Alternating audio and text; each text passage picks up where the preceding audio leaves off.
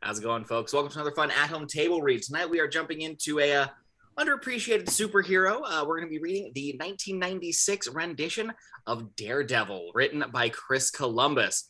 We're going to get right into introducing ourselves for this one. So, starting us off.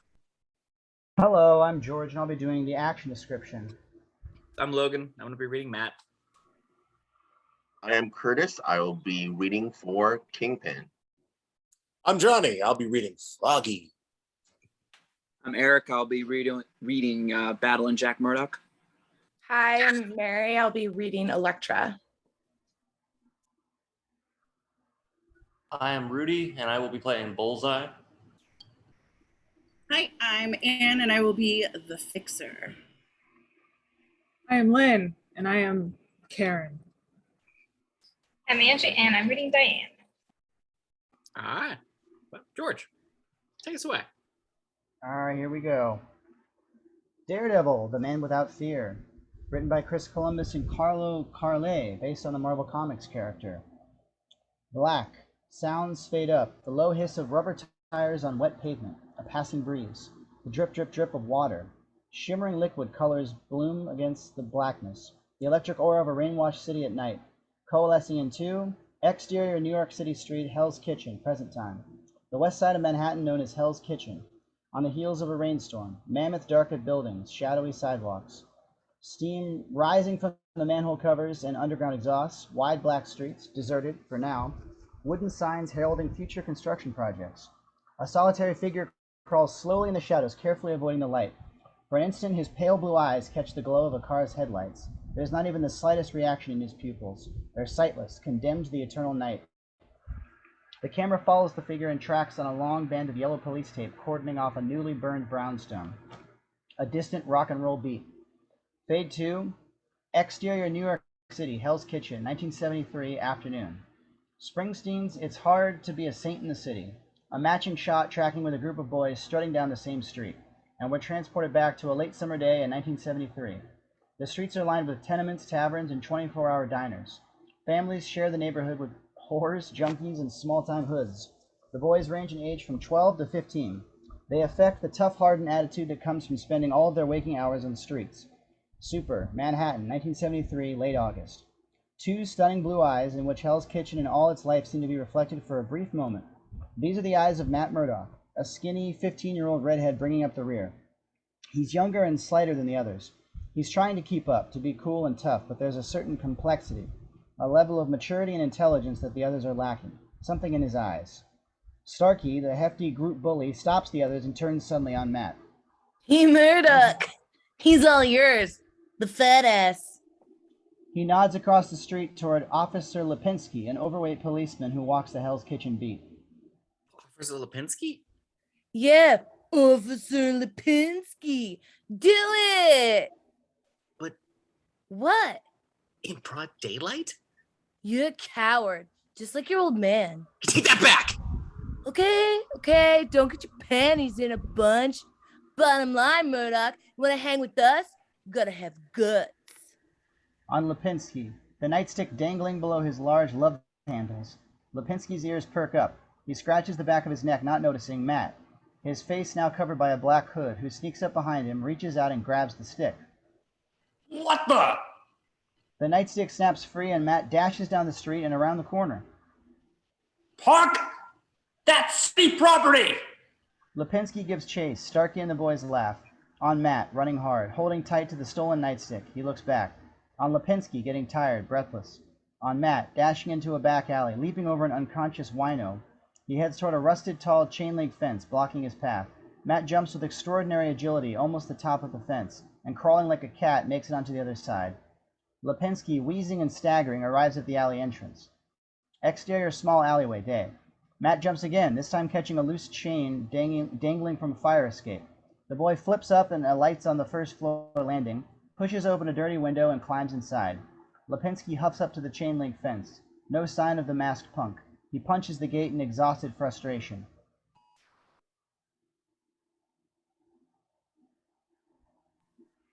God damn, street trash. Exterior building rooftop, sunset. Matt jumps from another window back outside, still clutching the nightstick in his hand. Camera pulls back. We're on top of a big brownstone building. It seems that nobody but Matt visits this place, and he's made it into his own private kingdom. There's a weathered punching bag and some dusty gymnastic equipment. Matt's hands tightly clutch the metal pole of a high bar. He swings forward, releases, and does a perfect double flip. He lands on his feet in front of a torn, yellowed poster attached to a dusty locker door. It reads, Battling Jack Murdoch, the Man Without Fear versus Manny Liazzi. Heavyweight bout, October 8th, 1969, Madison Square Garden. The poster features a photo of Matt's dad, Jack Murdoch, at the height of his career. John Garfield handsome, Jack Murdoch's image evokes integrity, fire, and intense spirit. Matt looks at the poster while he spins the combination lock, suddenly realizing that the locker has already been opened. Shit! He places the nightstick inside and looks frantically to see if there's anything missing. The locker is packed with old boxing gloves, a silk robe, sweatsuits, library books. Matt's expression dims. Something is missing. Guilt covers his face. He slams the locker door. Interior apartment, night. In the still dark room, the ephemeral glow of a cigarette lights a photograph somebody's holding up and squinting at through the smoke. A young woman, too briefly seen. The smoker takes a sip from a bottle of cheap whiskey and leans back, closing his eyes. The apartment door creaks open, the sound rousing him. Maggie? Matt enters. Jack turns. Matt? Hey, Dad. Matt flips on the light switch. The apartment is an eclectic blend of hand-me-down furniture. Jack Murdoch looks very different from the youthful fighter on the boxing poster. Heavier, his black hair streaked with gray. He hides the photograph in the side of the seat cushion, then stands up. His eyes ablaze, he glares at Matt. I found this on the roof.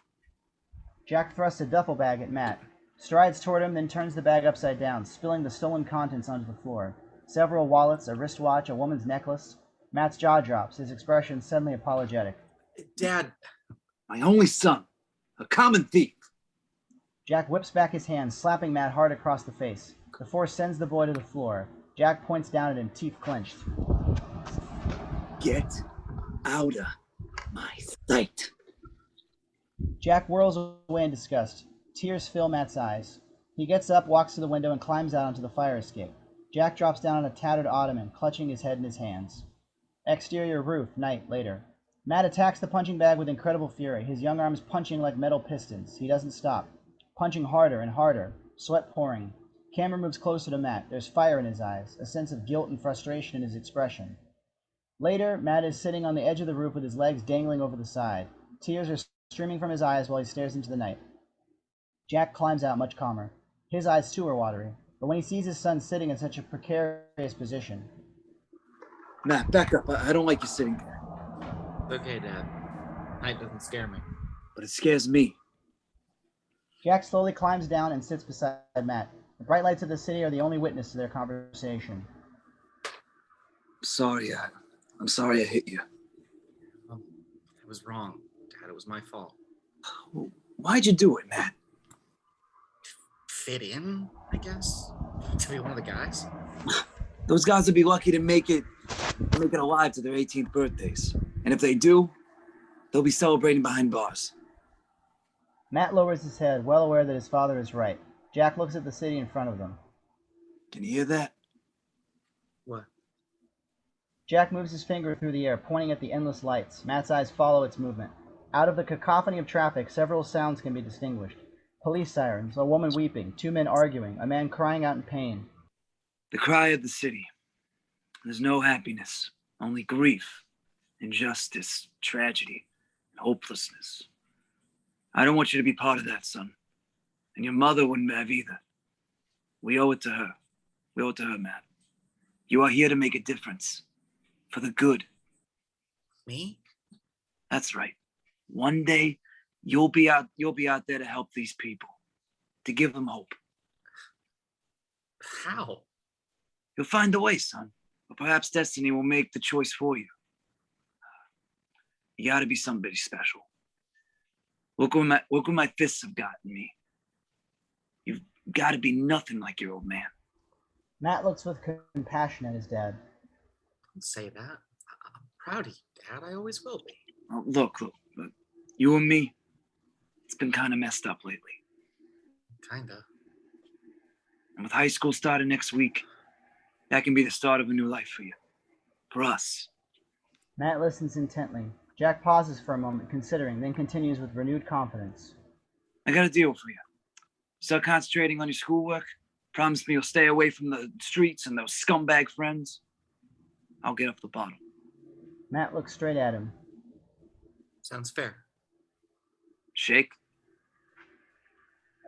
Jack extends his hand. Matt wraps his father in a tight hug instead. Jack pats him on the back.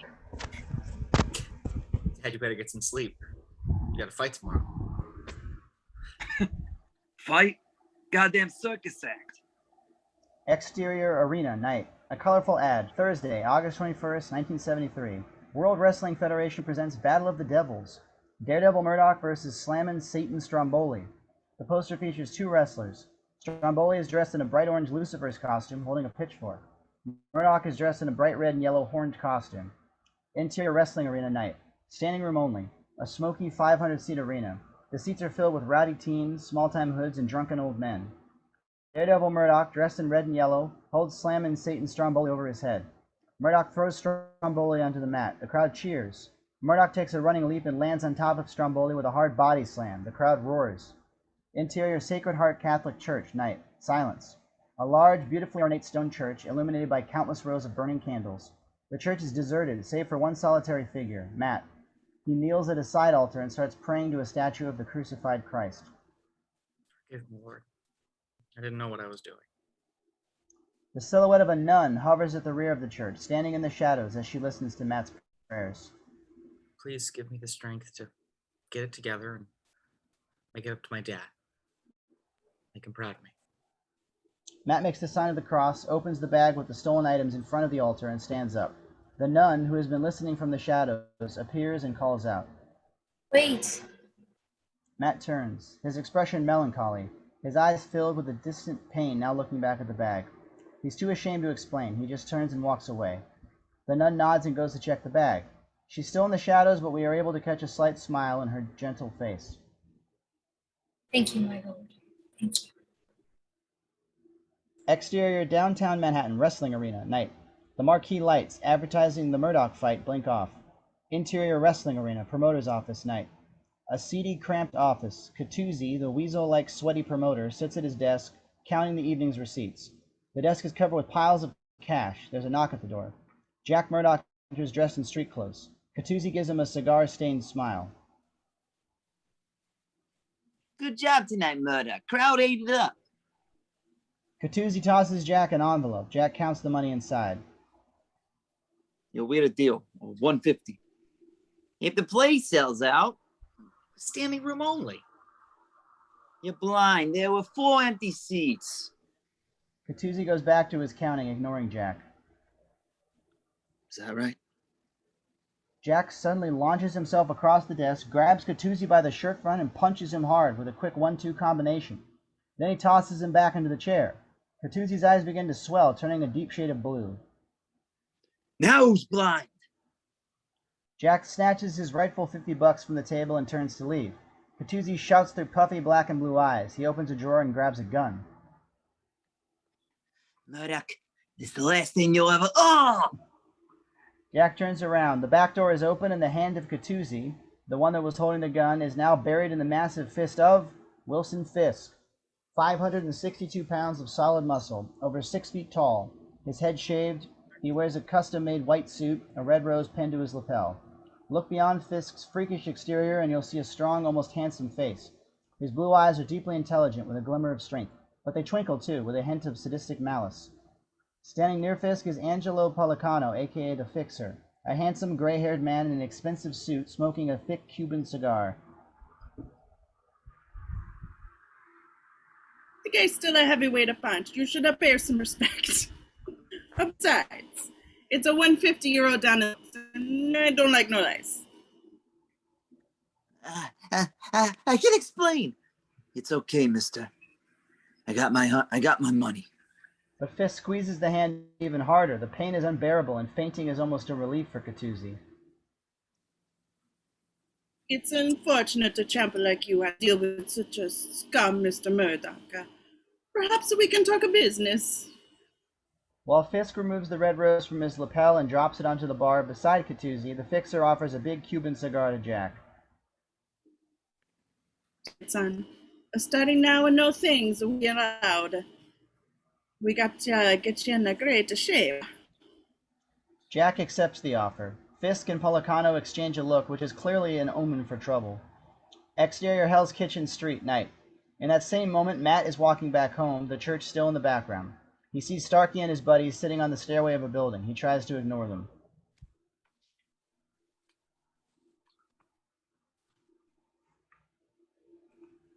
Hey, Murdoch, where are you going? I gotta go. Starkey gets up, so do the others. They follow Matt. You gotta go. You gotta ask permission from the team before you do that. School. School's starting next week. I can't do this anymore, guys. School? What the hell is that? The boys laugh, teasing him. Matt tries not to listen. He steps to the corner of the street. Across the street, the crossing sign flashes, "Don't walk." An elderly blind man is halfway across the intersection. Matt hears something, swings his gaze to a speeding truck, roaring into the intersection. The truck brakes, too late. It shimmies out of control, skidding sideways. The blind man freezes at the sound of the truck's screeching tires. No! Everything happens in slow-mo. Matt dashes into the intersection and leaps toward the blind man, pushing him out of the truck's path. The blind man falls clear, but the truck is fishtailing toward Matt. Matt turns. The skidding trailer smacks into him and sends Matt reeling through the air. He crashes through a cluster of garbage cans. The truck's back wheels bang the curb and the truck tips. Matt is sprawled, nearly unconscious on the sidewalk. The truck slams onto its side and a yellow container ejects from the rear of the truck. The container crashes into a street lamp and bursts open right in front of Matt. He opens his eyes and sees, from Matt's POV, a shining, almost incandescent cylinder flying at him. It gets bigger and bigger and finally hits him right between the eyes. Bystanders pour toward Matt. An elderly woman yells, "Somebody help him!" But for the moment, nobody has the guts to venture near Matt. Matt pulls the cylinder away from his eyes, and his hands burn as if he's touched something really hot. He looks toward the people for a moment, his bright, wounded eyes blinking desperately. Matt's distorted POV. Only black silhouettes are visible against a glowing green sky. Matt hears their voices.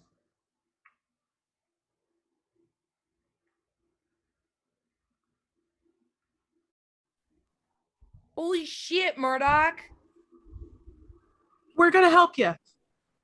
Bravest thing I ever saw. Within seconds, everything slowly fades to black. Fade in on interior Roosevelt Hospital, Matt's room, night. Matt lies asleep in a hospital bed. Heavy bandages cover his eyes. Jack Murdoch stands in the doorway with the doctor. Jack's eyes are red. From what the little we know about that stuff, well... I should feel lucky he's alive. They meet each other's gaze, straight. The doctor nods. Jack fights the tears, choking up. I do, doctor. I do. Interior hospital room, late night. The hospital is still and quiet. Lights off in the rooms. Jack sits in a chair next to Matt's bed, his head slumped sideways, chin on his chest, snoring softly.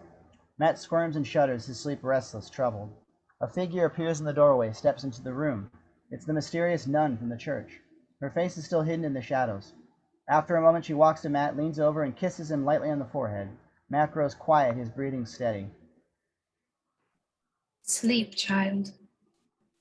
She removes a golden chain crucifix from around her neck. She slowly places it in Matt's hand, then she kisses him softly one last time. Fade out. Exterior Roosevelt Hospital, day. Establishing shot, a rainy New York day. Interior hospital room, day. The sound of the rain extremely amplified by Matt's perception. He now lies on the bed, face toward the window. The bandages are gone, and his eyes are closed. His hands clutch the golden chain. Jack is pacing the room. Matt focuses on him, and the sound of the rain dims. Matt's POV. All he sees is darkness. Nonetheless, in this black velvet universe that surrounds him, Matt can perceive Jack's movement. The shape that corresponds to his father is in fact like a different tone of black, pulsating and alive. Jack's heartbeat is easily detectable among the thousands of different sounds coming from every part of the hospital. Yes, this unique symphony of organic sounds, odors, and mass can be only Jack's. Jack comes closer to check on his son. It's okay, Jack. I'm awake. Jack speaks, and his voice is that of a giant to Matt's ears. How'd you know I was here? Matt speaks tenderly to him without turning. could hear you a mile off. Sit down, Dad. Matt, we have to talk. About the accident. You were hit by something some corporation was driving through town. They won't say if it was radioactive or not. Hell, they won't even talk to me. You were lucky to survive, son. But your eyes, they... I know I'm blind, Dad. Camera dollies into Matt's face. I heard the doctor. I've never heard of a hospital without lights. You're taking this rather well. Dad, don't get sad on me now. I don't know why, but I'm not scared. I mean, I'll never be able to see again, but I don't really miss the light. Dark is kind of... See, I think I... something from the accident. You're gonna be all right. You're a brave kid. No, Dad, I'm serious. Look, I don't know if it was that stuff or the shot itself, but it's like my brain has been rewired. I've lost my sight, but I can hear 10 times better. I can smell scents. I can feel things normal people could never feel. Matt listening to the sound of the softly falling rain, wheels on wet pavement, horns honking. Matt turns his head ever so slightly and the camera travels out the window. We hear a man's voice discussing finances on the phone. Then we catch a glimpse of the man on the telephone in the window of a brightly lit office across the street. Camera booms down, swoops down the sidewalk. It's amazing the things I can do. With a small turn of the head and a little concentration, I can isolate a single voice in a crowd. The sounds of rain, traffic, and pedestrians fall away. The camera takes a turn through the front window of an upscale restaurant. A dinner time din. The couple is having a discussion. Or two voices. Back on Matt, at the window, listening, lips curled in satisfied amusement. I'm like a super radio, and I can tune into any station. But I have to concentrate in order to keep the sound from coming all at once. I know it drives me crazy. I have to focus to isolate each one. I don't get it, son. Yes, you do, Dad. Look, you're a little scared. I can tell from your heartbeat. Jack looks at him, even more concerned, and starts nodding his head. Whatever it is, son, you're gonna keep this between us. You understand, Matt? Matt turns to him, smiles softly, nods. Yeah, Dad. I think we need to figure this out before we tell anybody. I think the more you know, the more you'll want to keep this a secret, son. He gives Matt a kiss on the forehead. Matt pats him on the hand and turns back to the window. Jack heads out the door, passing Nurse Riley on the way. They exchange nods. She's a robust, kindly woman. Good afternoon, Nurse Riley. How did you know it was me? Who else has those sexy footsteps? Interior hospital day. A cane in his right hand, Matt pliantly allows his father to steer him down the hallway. Matt senses where he's going, but uses his cane frequently, acting completely blind. It's like I have a kind of built-in radar. A strange tingling sensation when I approach something solid, showing me where to turn. Look, this way I can still see. Jack doesn't notice he's about to walk into an empty parked wheelchair. Enough of that. Jack bangs into the wheelchair. Ow! Wheelchair. How did you do that? I was just explaining it to you. Interior elevator day. Matt and Jack enter a crowded elevator. The doors slide closed. Matt's POV. Darkness, dynamic, alive. Matt hears the heartbeats of all the people in the elevator, an unfocused percussion racket. Their breathing sounds like a bunch of giant bellows. Their conversations, whispered in reality, sound to Matt as if blasted full volume through a THX system. A loud bing, and Matt perceives the black, abstract shapes that are the elevator doors opening.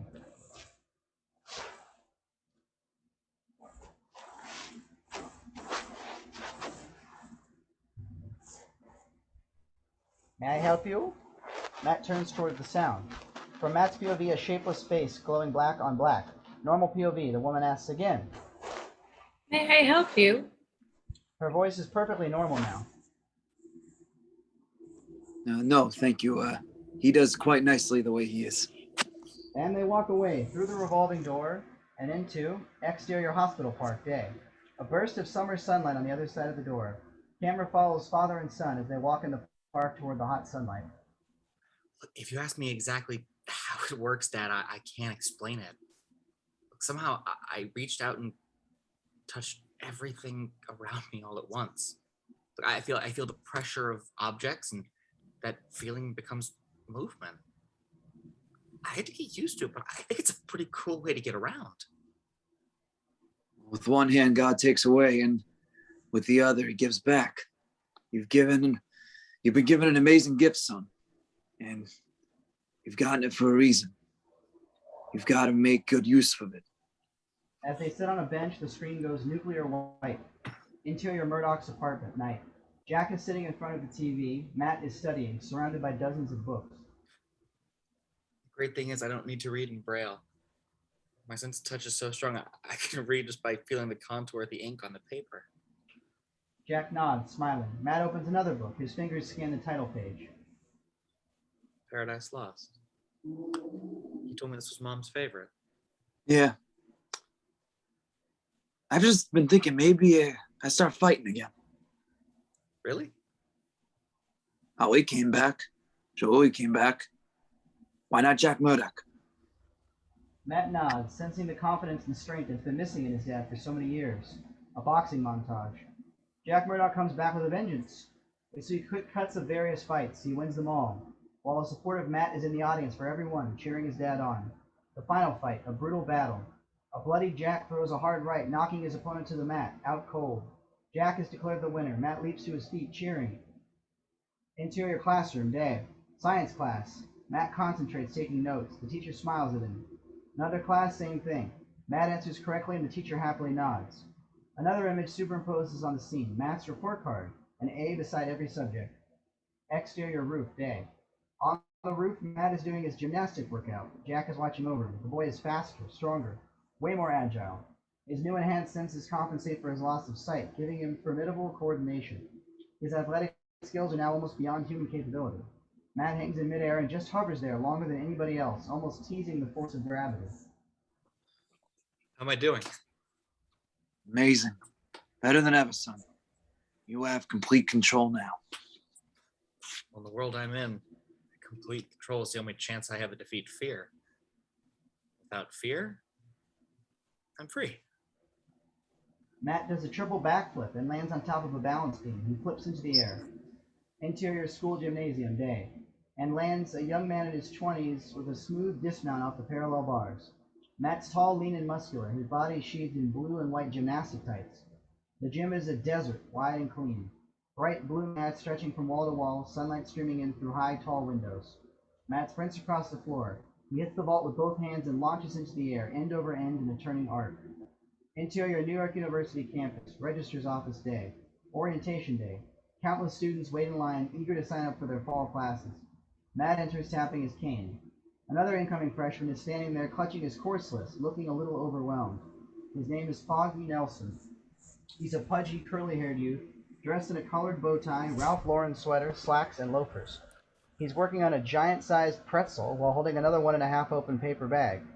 He notices Matt getting his bearings and steps up to him, speaking just a little loud, naturally. Hi, Foggy Nelson. Can I lend a hand? Matt smiles slightly and offers his right hand to shake. Thanks. It's okay. Matt Murdoch. Hi. Did you say Froggy Nelson? Foggy takes Matt's proffered hand with his left hand and places it in his own right. He eagerly shakes it. In doing this, of course, he's dropped the pretzel. Matt quickly grabs it in midair and gives it back to Foggy. Foggy. Francis, actually. Foggy's a nickname. You can't imagine going through life with the name Francis. Matt shakes his head, smiling and bemused. Then Foggy finally realizes. Hey, the pretzel, how did you do that? That, just luck, I think. So, if you decide on a major? They proceed together through the crowded hall, Foggy continuing to eat. No, not yet. I don't know. Dad's a banker, maybe finance. Actually, my uncle, he's a doctor, so I don't know. Okay. My cousin's a writer, so maybe journalism? I don't know. How about you? A serious look descends over Matt's face. He has no doubt. Law. Pre-law. Foggy sucks in his lips, nodding thoughtfully. He lifts his eyebrows. Sounds good. All right, they have great chicks over there. Matt laughs. Exterior Hell's Kitchen Street, evening. Jack Murdoch jogs in a gray sweatsuit in the darkening twilight, camera tracking alongside him. A black limousine slides into frame. Pacing Jack. The rear window on his side hums down. The wide face of Wilson Fisk appears. Mr. Policano would like to talk to you. Jack and the limo slow to a stop. The back door opens and Fisk climbs out. The tail of the car rises on its shocks with a groan relief. Jack climbs in and Fisk shuts the door behind him. The limousine slowly rolls out. Fisk walks alongside it. Interior limousine, night. A cloud of smoke quickly dissipates, revealing the fixer smoking his usual cigar and rolling another one in his fingertips. Jack, is this about a time? Jack and the fixer face each other. The fixer proffers a cigar, a cognac. Jack declines both, looking at him neutrally. Of course not. You're in a training. That's right. It's a fight for your life. I know you'll make us all proud. Thanks. Sanchez is strong, but I can beat him. I don't want you to beat him. What? You're gonna take a diver, Jack. Jack is rigid. That's not gonna happen. A ferocious glint appears in the fixer's eyes. Oh, yes, Jack. It is. And let me tell you something. You really think you earned all of those knockouts on your own? I made you, older man. And tomorrow night, it's a payback time. The whole world collapses on Jack's shoulders. The fixer relaxes. So don't look so shocked. For Christ's sake, Jack. If they call me the fixer, what do you think? I like to tinker with the broken toasters. Stop the car. Jack is stunned, devastated. He gets out of the car, shaking his head. Exterior Hell's Kitchen Street, night. Jack looks imploringly at the fixer while Fisk stares at him impassively. Please, don't make me do it. I'll make you rich. You and that blind boy of yours can move out to the island, and that will be good. You will never have to work again. All you have to do is lose. Jack looks down, stares at the floor. Finally, what if I don't? I think you know the answer to that one. Jack looks into Fisk's blue eyes for just a moment, turns and walks off, shoulders hunched, head low. Fisk watches him go. Exterior Madison Square Garden, night. Late August. The garden sign reads, heavyweight title bout. Jack Murdoch versus Sugarcane Sanchez, sold out. The place is swarming with fans and reporters. Matt and Foggy pass through the turnstiles into the garden. Smash cut 2, Sugarcane Sanchez taking a punch. Camera pulls back. We're inside the boxing ring. It's round 4 of the match. Both fighters are drenched in sweat, bloodied, exchanging fierce blows. Matt and Foggy in the second row. Foggy, excited, yells a play-by-play to Matt over the sound of the crowd. Dude, your dad is killing him. Oh! I just threw another left and a right. Oh, come on. Matt smiles to himself. He can follow the fight perfectly. Hear every footstep, every punch, the sound of fists whipping through the air. Suddenly the camera dollies to Matt's face. Matt's POV. His radar sense is filled by a massive shadow passing by. Awestruck by its size, his perception almost blacked out. Back to the scene. It's Wilson Fisk. 2 goons follow him. The guy is so big it takes a while for him to get through the rows. He makes a better door than a window. Hey, come on, guys. We're missing the best part. Fisk turns around, his eyes steel cold on Foggy, scaring the heck out of him. On Matt, smelling the very distinctive fragrance coming from the rose on Fisk's lapel. One of the 2 goons steps forward to teach Foggy a lesson. Is everything okay? Fisk, seeing the blind young guy, stops his man. Take it easy, Joe. They just want to see the match. The goons laugh and they move on. Jesus, that guy. He could have made meatballs out of me. Who? I don't know. He looks like a sumo wrestler. An old man who has just witnessed the scene shakes his head. You are lucky, young man. Wilson Fisk usually doesn't give up so easily. Wilson Fisk? Guy's a Hell's Kitchen legend. Eats 10 chickens for breakfast, 10 more for lunch, another 10 for dinner. What about a midnight snack? I wouldn't be so funny. He's a hitman. What, a hitman? They say Wilson Fisk killed more guys than cancer. Never once been a weapon. No guns, no knives, only his bare hands. But he's never spent a night in jail. Nobody ever seen him. He too smart. Interior Madison Square Garden, night. Fisk has joined the Fixer, and together they watch the fight. The Fixer tries to remain calm, but his face is tense. Concerned, Fisk whispers to him.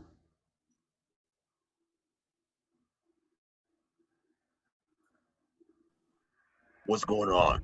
We're supposed to take a dive around 3. He's showing off for as a kid. He'll go down. Round 4 ends. Jack returns to his side of the ring. The boxing attendant, one of the Fixer's goons, gives Jack a drink of water. He whispers to Jack. What are you waiting for? Give an opening and fall down. Thinking about that boy of yours. Jack snaps, grabbing the attendant by the throat. Guess what, scumbag? That's exactly what I'm thinking about. Jack pushes the attendant away, stands, and walks to the center of the ring. Jack turns, focuses on Matt in the audience. The bell rings. The fighters meet. Jack attacks. He pounds Sanchez with an intense ferocity. He fights with every last ounce of his heart and soul. The crowd is on its feet. Matt and Foggy are screaming. The Fixer stays in his seat, eyes smoldering. With a final right, Murdoch connects with Sanchez's jaw. Sanchez's body goes limp. He hits the mat, face down, out cold. The crowd falls silent, waiting. Matt and Foggy are breathless. The Fixer closes his eyes, rubs his temples. Fisk smiles. The ref completes the count. 9, 10. The referee grabs Jack's arm, raises it in the air. The winner and the new heavyweight champion, Jack Murdoch. Camera circles the victorious Jack Murdoch. The crowd goes wild. Matt and Foggy hug, cheering. Jack gives the Fixer a contemptuous smile and calls out. Hey, Fixer! Which wild punch do you think did it? Matt, applauding wildly, pauses for a moment. Did he hear right? Fixer? He lets it pass and doubles his applause. Seething, the Fixer walks out of the arena, followed by Fisk and the other goons. Matt blinks tears from his eyes. In exterior Old Homestead Restaurant, later, night. A steakhouse located in the Meat Market District. A taxi cab pulls up. Jack gets out dressed in street clothes. He walks toward the door. Fisk steps out of the shadows into his path. Congratulations, champ. Slade and Gillian, two of the Fixer's goons, stand behind with guns in their hands. They smile. Interior Old Homestead, night. The restaurant is a dimly lit oak-paneled joint. Matt and Foggy are seated in a red leather booth in the rear. Very loud music blares out of the speakers. Foggy is trying to flirt with a cute waitress. Matt, a glimmer of concern on his face, taps Foggy on the arm. Hey, Foggy, what time is it? Exterior Manhattan Meat Market, back alley, night. The streets are dark and deserted. A black limousine trolls through the darkness, passing beneath a raising metal door. Interior Valenti warehouse, night. The warehouse is dark and filled with row upon row of hanging beef carcasses. Fisk steps out of the car. Slade and Gillian force Jack out and lead him through the hanging meat toward the Fixer, standing there, his Cuban cigar, as always, in his mouth. He glares at Jack. Wilson, show this man how to lose. Fisk nods to Slade and Gillian. They haul Jack up. His feet dangle. Fisk walks up to him, smiles in his face. I like to shake the hand of a heavyweight champion. Fisk takes Jack's right hand and squeezes hard, tightening mightily. Jack's hand crunches. Jack screams. Moving in tight on Matt, going taut, his ears pricking up. Foggy notices. What? Shh. Matt focuses and the music fades lower into the background. All his senses are humming now. He stands abruptly in front of a wide-eyed Foggy. Dad! He dashes out of the restaurant, leaving a surprised Foggy behind. Interior Valenti warehouse, night. Jack cries in agony. Fisk releases Jack's pulverized hand and begins to beat him without mercy. Exterior Meat Market back streets, night. Matt jogging down the street, senses turned, listening, a desperate look on his face. Come on, Dad, where are you? Camera panning the deserted streets and buildings. Matt whispers to himself. Where? Then he hears the sound of Fisk's punches bouncing off the alley walls. He sprints across 10th Avenue. Interior Valenti warehouse, night. Fisk ruthlessly pounds away on Matt, running hard down the street. Interior Valenti warehouse, night. Fisk pummels away at Jack, a mad look in his eyes, his teeth clenched, sweat bubbling on his forehead. Jack's eyes roll up.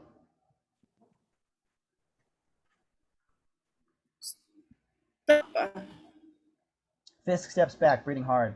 Fixer steps up next to him, stubs out his cigar on Jack's forehead, then pulls out a revolver.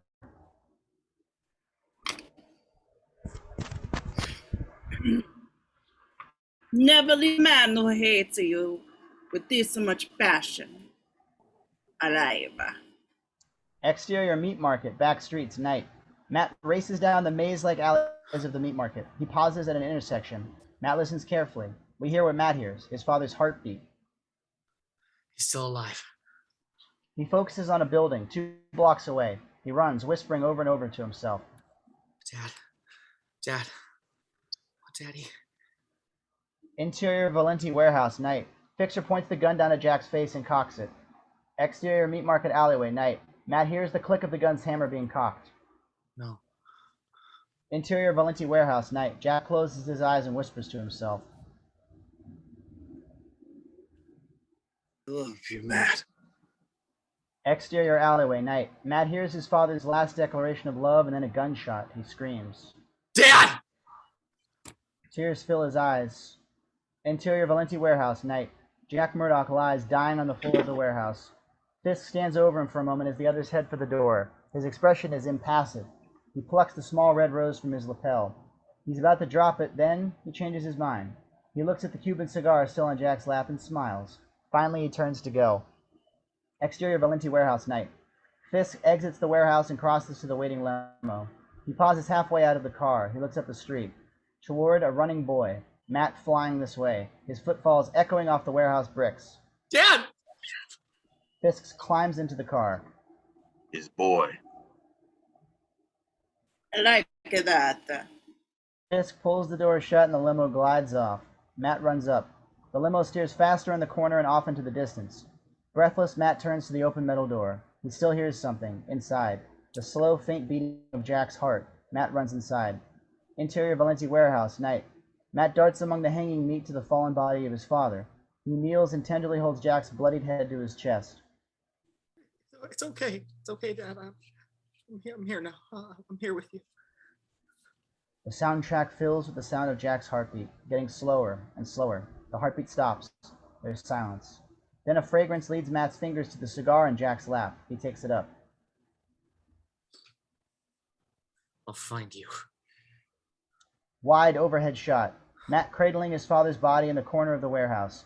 The hanging meat carcasses throw an army of shadows across the floor. Matt loses a wail of inconsolable grief. Fade to black. Exterior rooftop, night. Matt walks to the locker. He opens it and removes a duffel bag. He draws from the bag Jack's yellow and red wrestling costume. The ghost, Dad. This'll get him. Exterior, interior, O'Hara's billiard parlor, night. An old, smoky Hell's Kitchen pool hall. Camera moves through a window and tracks on a long, narrow tavern with a series of faded, tattered pool tables.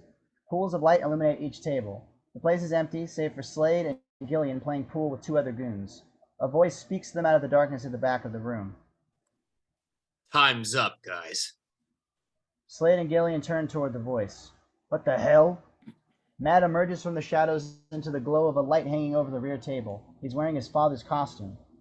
Damn! Jack Murdoch? Matt holds his walking cane in one hand. He playfully tosses an 8-ball in his free hand. He swings the cane sideways at the light and shatters the bulb, once again shrouding himself in darkness. The 2 other goons fade back and slip out the front door.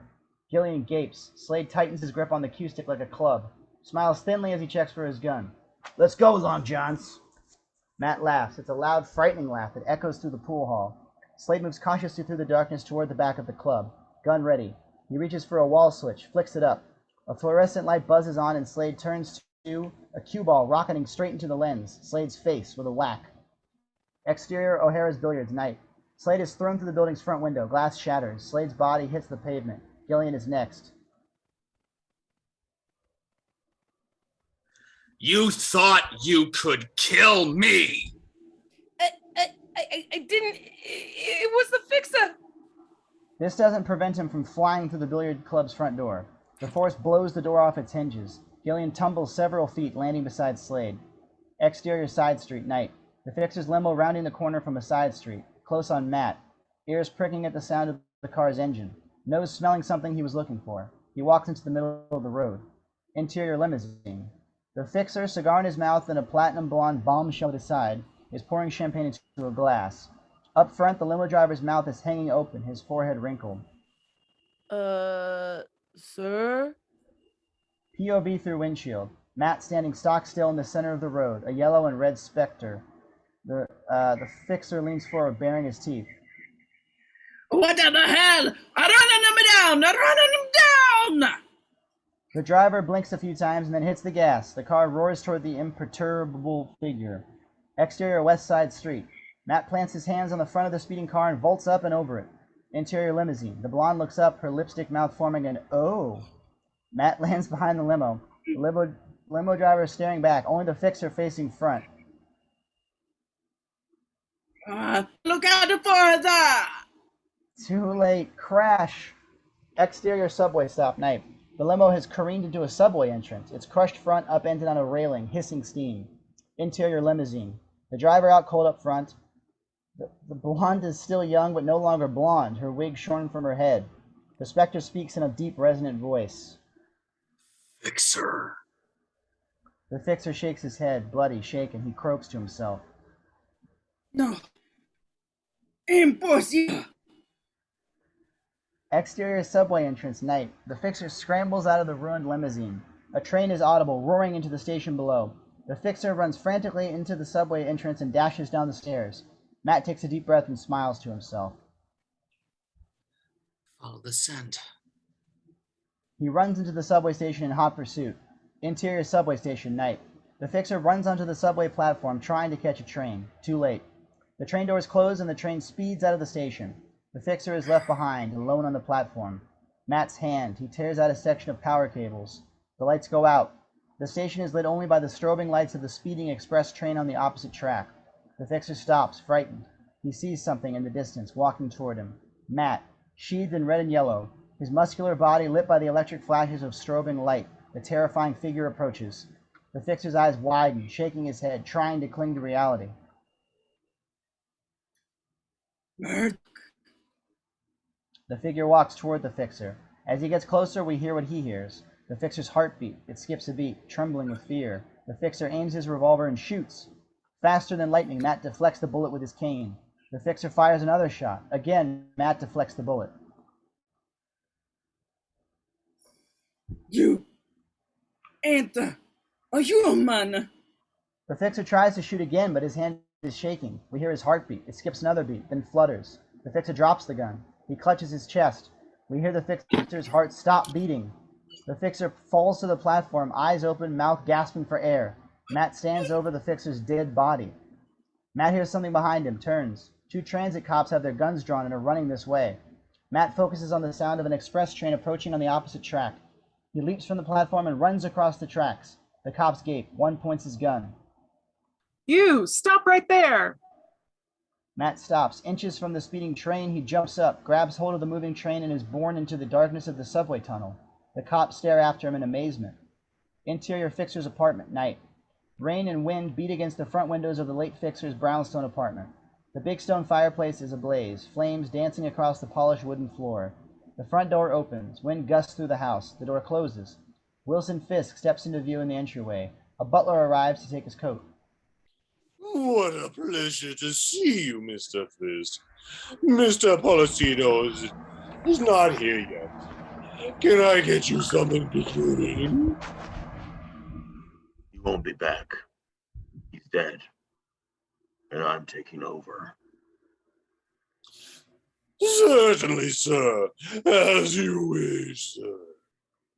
Exterior brownstone roof, night. Exhausted, Matt sits at his usual spot on the edge of the roof. He's dressed in street clothes. His father's red and yellow costume is crumpled in his lap, and he's holding the yellow poster in his hands. While his fingers caress the faded face of Jack Murdoch, Matt listens to the sounds of the city.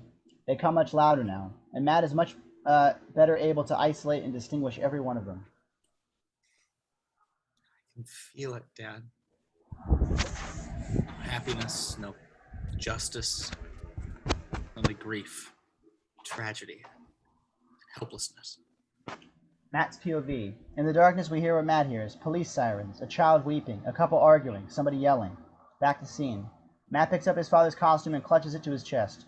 It's an almost sacred moment, and the bright lights of the city flutter in the background like the million candles of the holiest of the ceremonies. Destiny's made a choice for me, Dad. Close up, Matt's stainless steel walking cane. Matt's hands enter frame and attach a small metal hinge to the cane's middle section. Dissolve 2.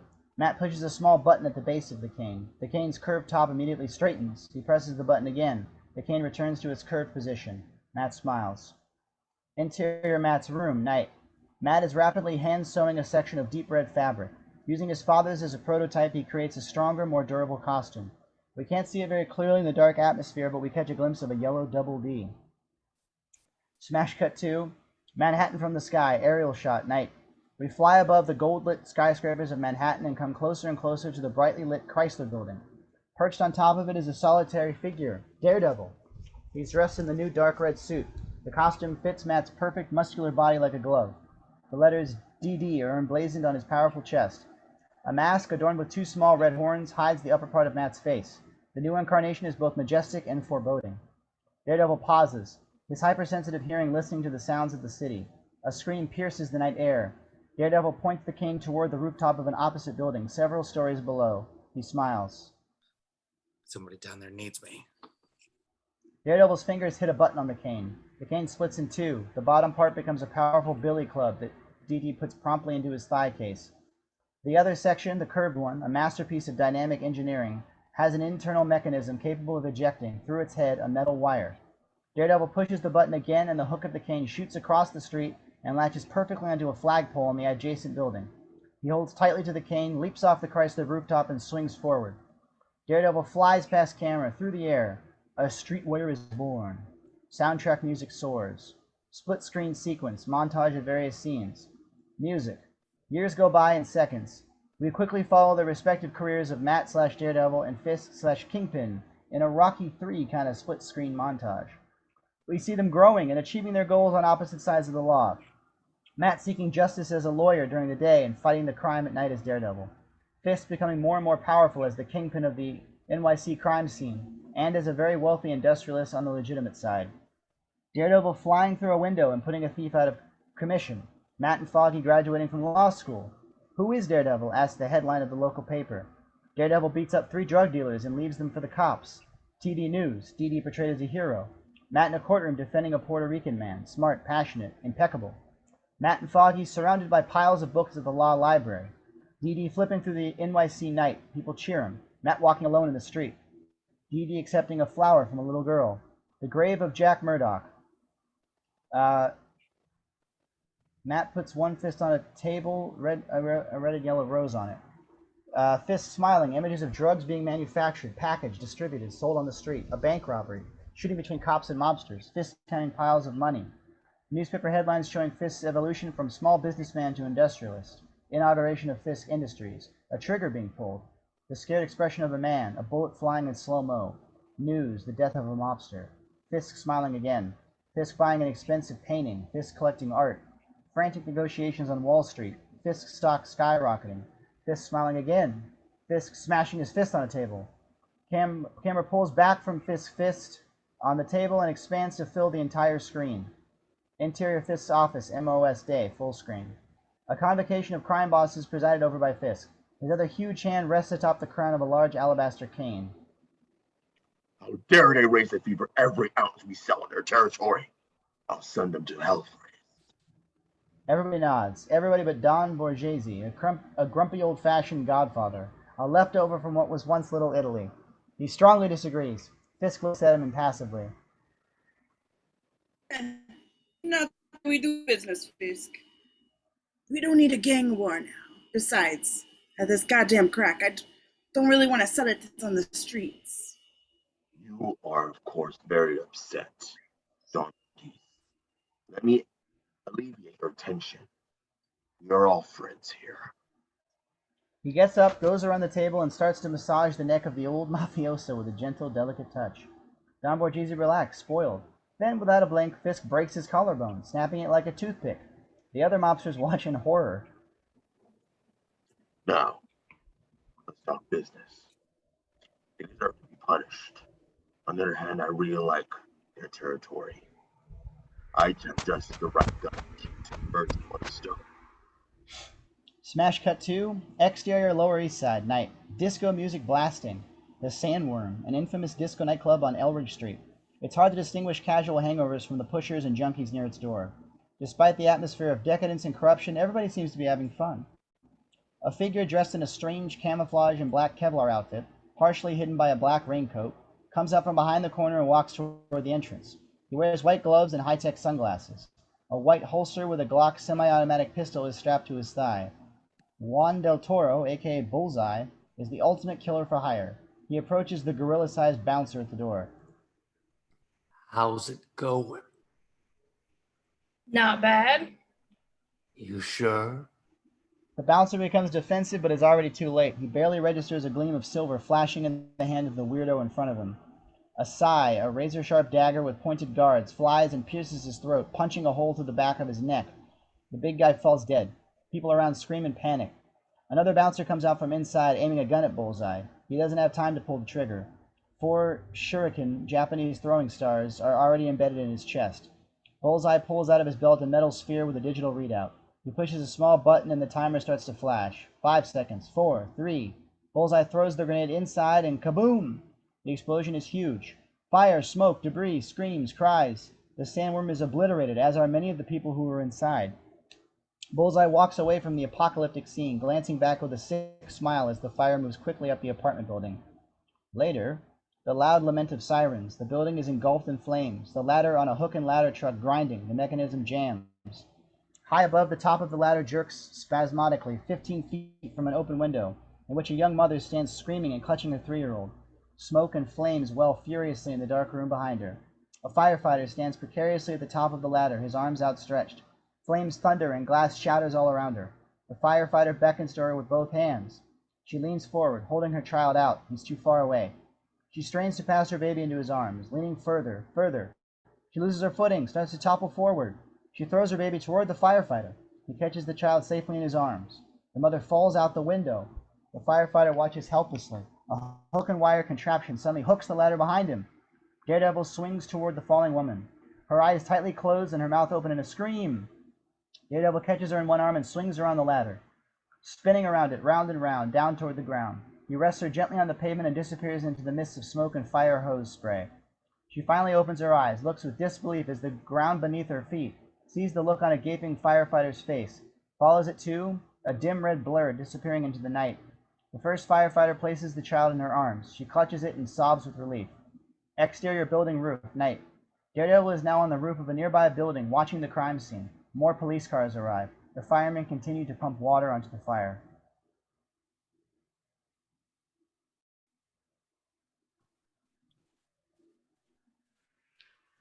If I know your style, you're still around watching your masterpiece. Let me hear you. He relaxes and clears his mind of any thought. He opens his radar sense too, a wave of sounds roaring up from the street, strong and clear. We see and go beyond the closer sources, sirens, firemen, cops. Farther away, the screeching wheels of a car, a bus horn, the persistent percussion rhythm of a rap song coming from a boombox, and many, many other sounds. Back to Daredevil, who concentrates even more. Softer sounds murmur to him from 1,000 separate sources. Quick montage of other sound sources. A TV speaker, a boiler, an alarm clock, a little child crying, a cat meowing. Back to Daredevil. He strains. Still softer sounds whisper faintly. He sifts through them carefully, isolating each one. The plink-plink of a drop of water, the flap-flap of a loose window screen moved by the wind, and finally, a heartbeat, singular, quick, excited, unique. Daredevil smiles. He points his cane toward the source, the Manhattan Bridge. There you are. Exterior Manhattan Bridge Tower, night. Silence. Only the low whistle of the wind. Camera cranes through the beautiful golden necklace, which is the suspension system of the bridge, and finds Bullseye. He's sitting like a vulture on top of one of the bridge towers. Shining cars swarm by like quick ants below him. Manhattan and the still burning fire he caused are right in front of him. He smiles, admiring his work, then he hears something. He turns just in time. He's struck full on by Daredevil's two-legged kick. He's hurled against the cabled webbing of the bridge.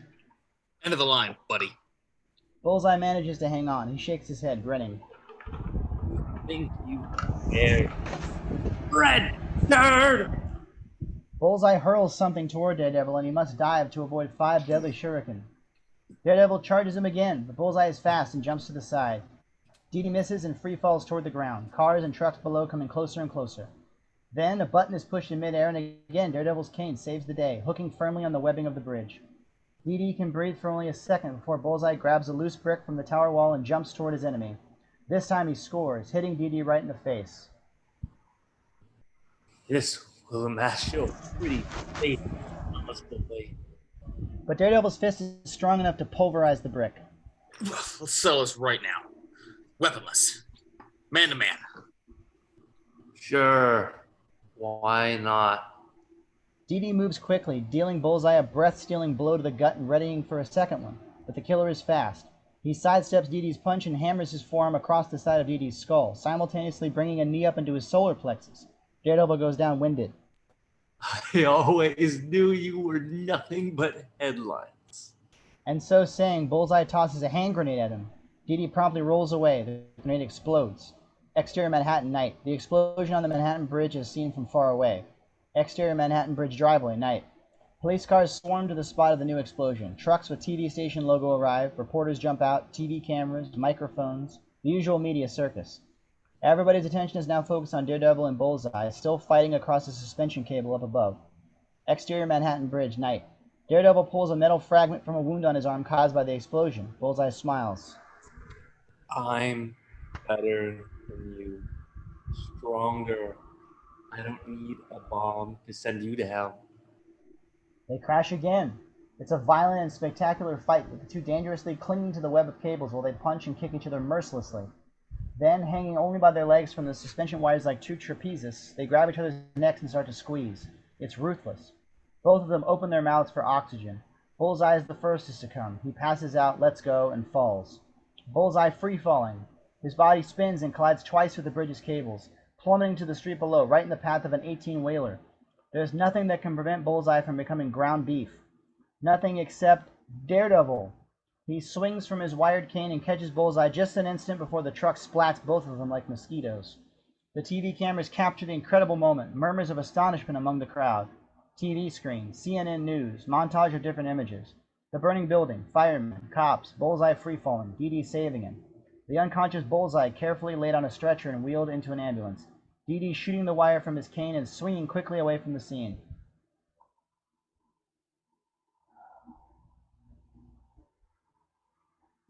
Is Manhattan burning?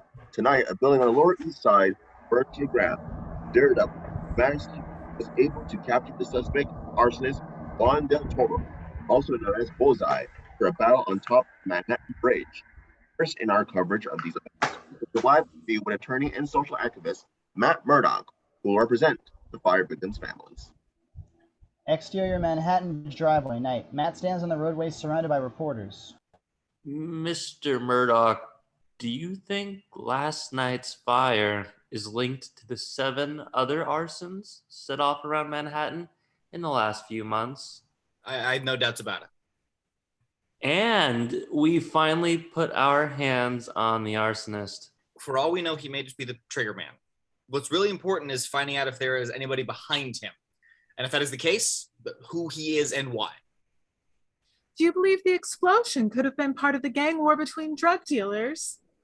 So it may seem, but why burn the whole building? But maybe somebody wants us to believe it's just another shootout between drug dealers. Maybe there's another agenda. Why do you think he did it? Why Daredevil say Bullseye? What are you saying? Innocent people have died in those fires. There are those who expect Daredevil to do justice right here on the spot. People like Bullseye would rule the world, were it not for structure of laws created by society to keep such men in check. The moment one man takes another man's life in his own hands, he is working to destroy that structure. If Bullseye is a menace to society, society will make him pay the price. Not you, not me, not Daredevil. I'm sure everybody hates what Bullseye does, what he is. But we're not God. What if he goes free and kills again? Matt shakes his head, uncertain. Finally, Then hopefully, Daredevil will be there to face the consequences. camera pulls back from the TV screen and finds Fisk sitting on a couch, sipping a giant margarita. His expression is still indecipherable. His huge face slowly crossfades to interior courtroom day. The 3rd District Court in Manhattan. Matt is standing in the back row of the courtroom. He's listening to District Attorney Diane Albright, a no-nonsense, dark-haired woman in a cream-colored jacket and skirt who's giving her opening statement in the criminal trial of the People versus Bullseye. Bullseye is on trial for arson and murder. Bullseye sits ominously in a strange, high-tech constriction chair that makes him look like a futuristic version of Hannibal Lecter. His head is shaved. Next to him sits Oswald Morris, his greasy, fat attorney. Ladies and gentlemen, the defense will tell you that there is no evidence that the defendant put the bomb inside the sandworm, and that his recognized antisocial behavior doesn't necessarily make him a mass murderer. As Diane continues, the jury listens attentively. The families of the victims wipe their tears. But you know this is not true, because Bullseye has been blazing a trail of pain and death through this country for a long time. Why? Simple. Because of the money, and more importantly, for the pure pleasure of killing. Bullseye grins, almost proud of what he's hearing. This man, Bullseye, is not antisocial. He is evil. He is a killer for pleasure and money. He's the garbage we must remove from the mainstream society. But before we lock him up and throw away the key, we want to make sure he gives us the name of who's really responsible for this bloodbath. Tell us who paid you to do this, Mr. Del Toro. I didn't do it. I didn't like this stupid music they play, that's all. But I wouldn't burn the whole damn place for that. Dissolve to another moment in the trial. It's now Morris's turn. Where's the proof, ladies and gentlemen? Where's the evidence? Do you see it? I don't see it, because the truth is that there is no evidence that my client started the fire. Daredevil, the so-called man without fear, spotted him more than a mile away from the accident and attacked him for no reason. For all we know, Daredevil could have very well provoked this tragedy himself, not Mr. Del Toro. Matt, sitting again in the back row of the courtroom, shakes his head in disgust. Diane cannot take it. Objection, Your Honor. Mr. Del Toro is on trial here, not Daredevil. I'm not accusing anybody. I'm just saying there is absolutely no evidence that my client planted that bomb. Even Daredevil has already admitted he never actually saw him do it. Overruled. Your Honor. Mrs. Albright, please continue. Dissolve to 1 month later. Matt is seated in the same spot. The courtroom audience has changed. The jury foreman reads the verdict from a paper he's holding. In the matter of the People versus Juan Del Toro, we, the jury, find the defendant not guilty on all counts of arson and murder. All charges against the defendant are dropped. He is to be released from custody without further delay. Case dismissed. The judge raps his gavel. 2 bailiffs release Bullseye from the constrictor chair. People back up afraid. Bullseye stands and high-fives his lawyer. Tension mounts while the jury leaves the courtroom among the boos of the audience. Interior courthouse, dusk. Outside the courtroom in the crowded hall, Matt approaches Diane Albright while the media surround Bullseye and Morris. Diane. Yeah? She's disappointed, not to mention depressed. Hi. I just want to say you were great. You mean they fried him? Where was I? Matt smiles ruefully. Morris approaches them. First, he offers his hand to Diane, who refuses to shake it. No hard feeling, counselor. Cameras flash at Diane's refusal. Soft as diamonds. Now, if you'll excuse me. Diane walks away. Morris then moves to shake Matt's hand. Matt doesn't move. More cameras flash. You absent for the lecture on justice and law school, Morris? You know what they say about justice, don't you, Counselor? Morris points to the statue above them over the courtroom entrance. Justice, scales in her hand, blindfold over her eyes. Don't I know it? Justice is blind. Morris laughs as he walks away. Matt goes in the opposite direction, and using the king sparingly, he enters an empty elevator. You see the doors close. Exterior courthouse roof, dusk. The doors open as the elevator reaches the roof. Matt has put on the red suit. Daredevil comes out of the elevator, runs to the edge of the roof, and jumps off, free falling through the air. Interior limousine, dusk. Low on Bullseye in the rear seat with Morris, streetlights scrolling past in the rear windshield. A red figure fleetingly glimpsed atop a street lamp. On Daredevil, perched atop the overhanging light, watching a limo below sail smoothly past. Headlights flash the dark pavement, furrowing through the darkening city. Interior limousine, night. The limo slows down at an intersection, stops. There's a thud on the roof. Bullseye and Morris look up surprised. Suddenly, the window near Bullseye crashes, and Daredevil, reaching inside, unlocks the door and opens it. The driver, scared to death, opens his door and runs away. Congratulations, Juan. Bullseye looks at him nonchalantly.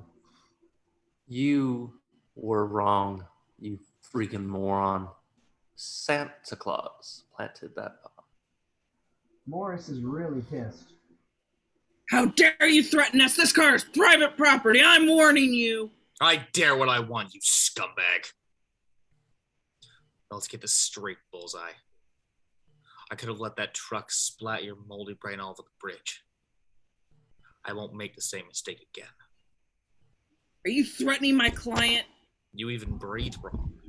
I'll be there to make sure justice is served. Right there. On the spot. Pass it on to the bastard who's paying.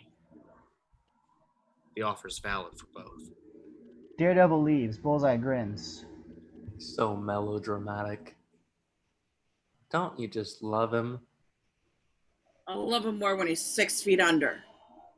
Exterior building roof, night. Matt put on his civilian clothes, folding the costume into his bag. Suddenly his head cocks slightly, staying very still, senses tuned. He listens, a loud and fast heartbeat. He looks upward. Way up high, a figure is standing on the edge of the North Tower rooftop. Suicide. He doesn't have time to change back into Daredevil, so Matt just grabs his cane and points it toward the North Tower. The cane shoots upward, catching a ledge several stories above. Matt shoots up out of view. Exterior World Trade Center, North Tower, rooftop, night. A beautiful young woman stands on the rooftop edge. Her long, coal-black hair blown by the autumn wind. She's a classic beauty with dark brown eyes, strong cheekbones, full red lips, skin like silk, body like a rock. She's dressed in white sweats and Nikes. A ruby-red scarf is wrapped around her neck. On Matt, he hurriedly climbs toward the top of the North Tower, leaps up over the edge and onto the rooftop. The girl stands at the opposite end, her back to him. She steps off the roof. Matt freezes. On the girl, walking into space away from the edge of the building, her feet treading gently on a thick white tightrope, 110 stories from the street below. She extends her arms, slowly walks toward the middle of the rope with the grace and balance of a ballet dancer. Her expression is cool, very cool.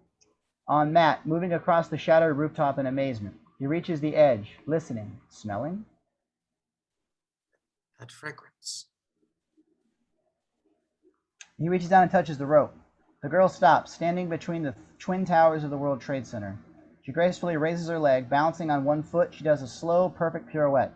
Matt listens from the shadows, perplexed. The girl suddenly slips and falls. Matt is about to react, but she's fast. She shoots up her right hand and grabs the rope, losing her scarf in the process. Her body dangles in midair. Then, like an expert gymnast, the girl swings her legs up and catches her feet on the rope, rising easily to her full height. On the scarf, transported by the wind and snatched out of the air by Matt, holding the scarf up to his nose, enraptured. This is some girl. She pauses, sensing something.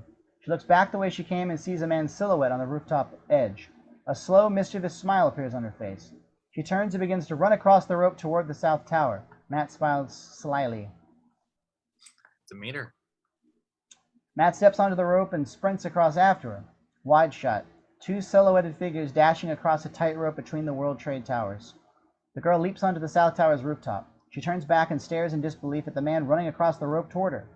She rushes to an open doorway, grabs a fancy black handbag from the roof, and dashes to the door into the building. Matt lands on the rooftop and runs after her. Interior World Trade Tower elevator bank.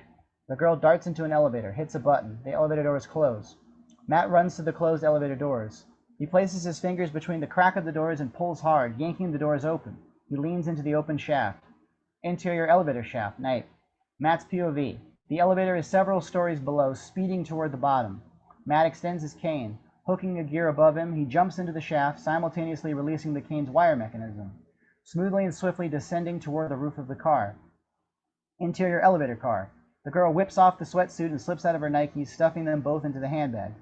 The floor numbers on the display change quickly. 42, 41, 40, 39. The elevator dings. Her hand clips the bag shut. The doors slide open. The girl emerges a goddess, wrapped in an elegant beaded black gown, her beautiful legs enhanced by the high-heeled shoes. She steps out into the elegant midst of a black tie and designer gown charity bowl. Interior elevator shaft. Matt drops down at the top of the elevator car. With a hydraulic whine, the car begins to drop again. He steps off the car onto the lip of the closed elevator doors, clinging there as the elevator rapidly descends. Matt peers through the narrow space in the doors, focusing in on the lavish party. Interior World Trade Center Natchios Foundation offices. A large banner hangs over a large atrium. Happy birthday, Elektra. Partygoers in luxurious evening wear crowd the room. A chamber orchestra sets up to one side. The girl approaches a handsome middle-aged Greek man with thick gray hair and a mustache. He opens his arms wide to her, his voice booming. Elektra, where's my beautiful daughter been keeping herself? I needed some fresh air. She turns back toward the elevator, looking devilishly towards us. Interior elevator shaft night. Matt pressed to the doors, enchanted. The swirling cables jangle behind him. Elektra. The elevator car looms hugely up under him like a whale rising out of the darkness. Startled, he makes a last-second leap onto the top of the car. Matt is shaken. Catching his breath, he stands there atop the elevator car, one hand on the cable, swiftly rising along with his heart. Then Matt starts sensing something, his radar humming, overloaded. My wish 100 of these days to my favorite little princess. Matt turns in the direction of the sound. His radar sense perceives a large black mass stomping through the darkness. Interior Natchios Foundation, night. A large bald man wearing an oversized white tux and supporting his bulk on an alabaster cane approaches Elektra and Nikos. It's Wilson Fisk, the Kingpin. He bends and delicately kisses the back of Elektra's hand. My dear, so beautiful, as always. Fisk's behavior is most unusual. He's extremely nice and seems to be a close friend of the family. On Matt, he tries to focus on their conversation among the hundreds of voices. Fisk takes a small box from his coat and offers it to Elektra. Please accept a small gift on this happy day. Elektra looks at Nikos. He nods. It's okay to accept it. She reaches forward and unfolds the wrapping, opens it. It's lovely, Mr. Fix. You have such great taste. It's a heavy, kitsched golden necklace with jumbo pearls. Nikos nods his thanks. Thank you very much, Wilson. If I may, Nikos, ask you a minute of your time. Nikos, looking a bit concerned, nods yes.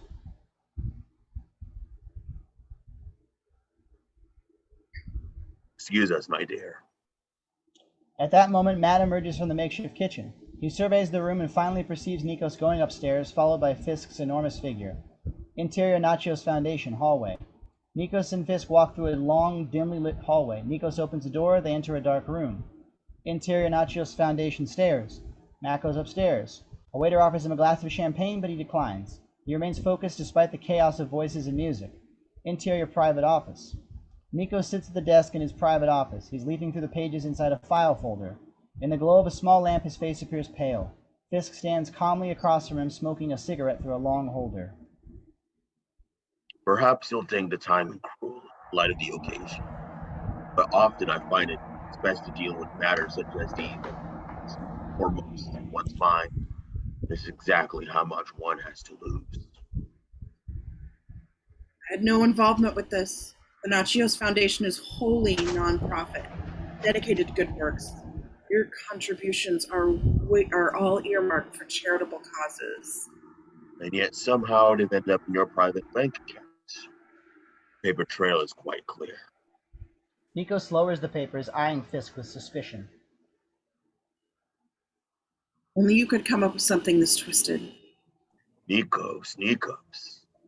How long have we been friends? No one need ever to CDs but you and me. All I require is your cooperation. Fisk calmly fingers the rose in his lapel. Interior hallway, night. Matt appears at the end of the hallway, listening. Interior private office. Fisk is tolerantly listening to a very angry Nikos. Won't be any cooperation. I'm going to say this one more time, Nikos. Either you allow me to use your consulate and your diplomatic channels as a safe route for my import-export activities and become a partner in the growth of Fisk Industries, or part of another expanding institution, the prison system. Nikos is glaring at Fisk, thrusts a blunt finger at Fisk's chest. Don't threaten me. Your mistake, Mr. Fisk, is that you have maybe, for the first time in your life, come across somebody who cares less for the appearance of honor than its substance. What are that tangle of verbiage supposed to mean? I take it your answer is no. It's not merely no. It is, get out of my life and never let your shadow cross my path again. It'll have nothing to do with your dirty business. Fisk nods, considering, lower lip jutting. I'm asking myself if there's any way I could change your mind. Perhaps reminding what I've done for Elektra. Without me, she wouldn't be here to celebrate her birthday. She probably wouldn't even be celebrating a birthday. How long are you going to hold this over my head? Haven't you been compensated enough for what you've done? She's priceless, Nikos. An attorney wouldn't be paying enough to pay me back. And I think you know that. Nikos begins to shake his head in disgust. So kill me now, because I won't be your puppet anymore. Fisk reaches into his coat. Not a bad idea. Sure, people ask, why would a man on such a special day, his daughter's birthday, retreat to his private office? Fisk begins to draw his hand from his coat. Nikos stares. And put a gun to his... The door bangs open and Matt blunders into the room, feeling for orientation with one hand, tapping his cane with the other. He slows, sensing their presence. I'm sorry. Hello, is someone here? Is this the John? We're having a business discussion, young man. So if you please, just give us a moment. Actually, Mr. Fisk was just leaving. Let me show you how to get there. Matt turning on Fisk suddenly, nailing him with his gaze.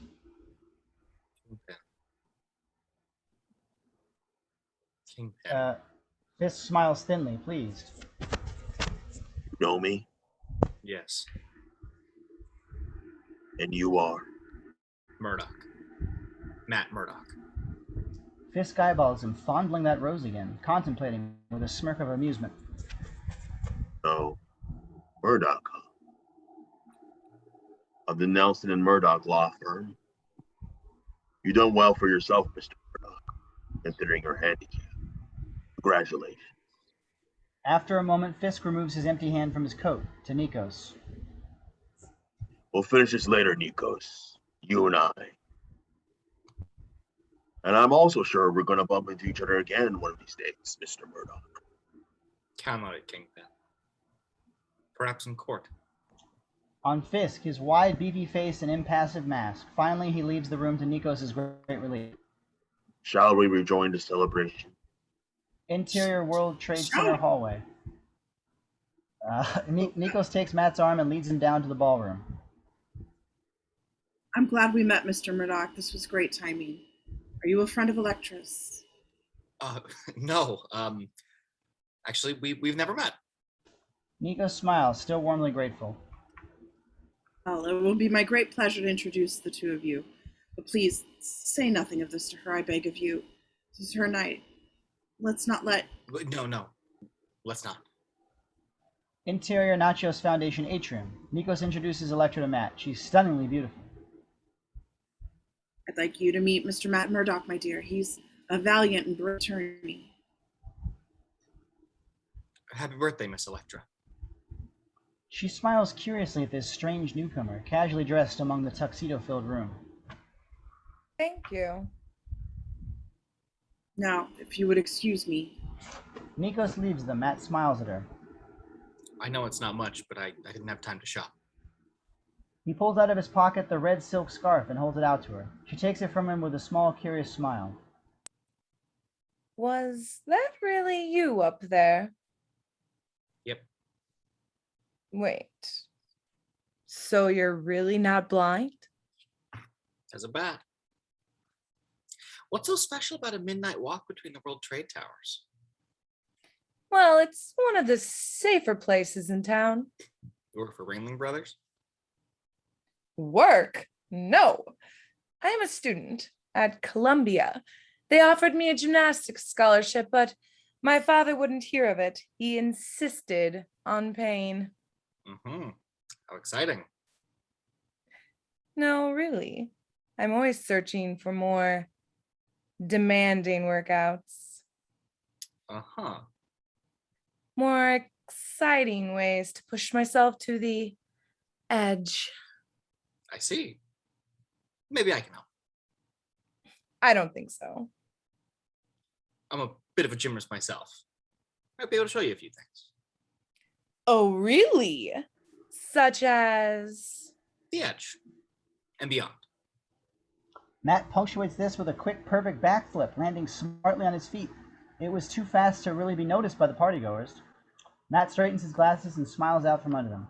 Elektra smiles, very intrigued. He extends his hand. She takes it. Deal?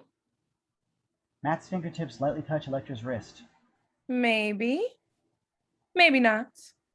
On Matt, smiling happily as he leaves, totally smitten. Distinct elevation in her pulse rate. She likes me. Interior Fisk Industries, penthouse, night. The lavish office of Wilson Fisk, the Kingpin. He stands in the corner looking out on the city, stewing. Ronald Pope, his lawyer, is hovering at his elbow. Fisk turns to him. Matt Murdock. Who? Matt Murdock. He's a lawyer. Never heard of him. He's not of your grand stature. He represents the plaintiffs in several recent fire accidents.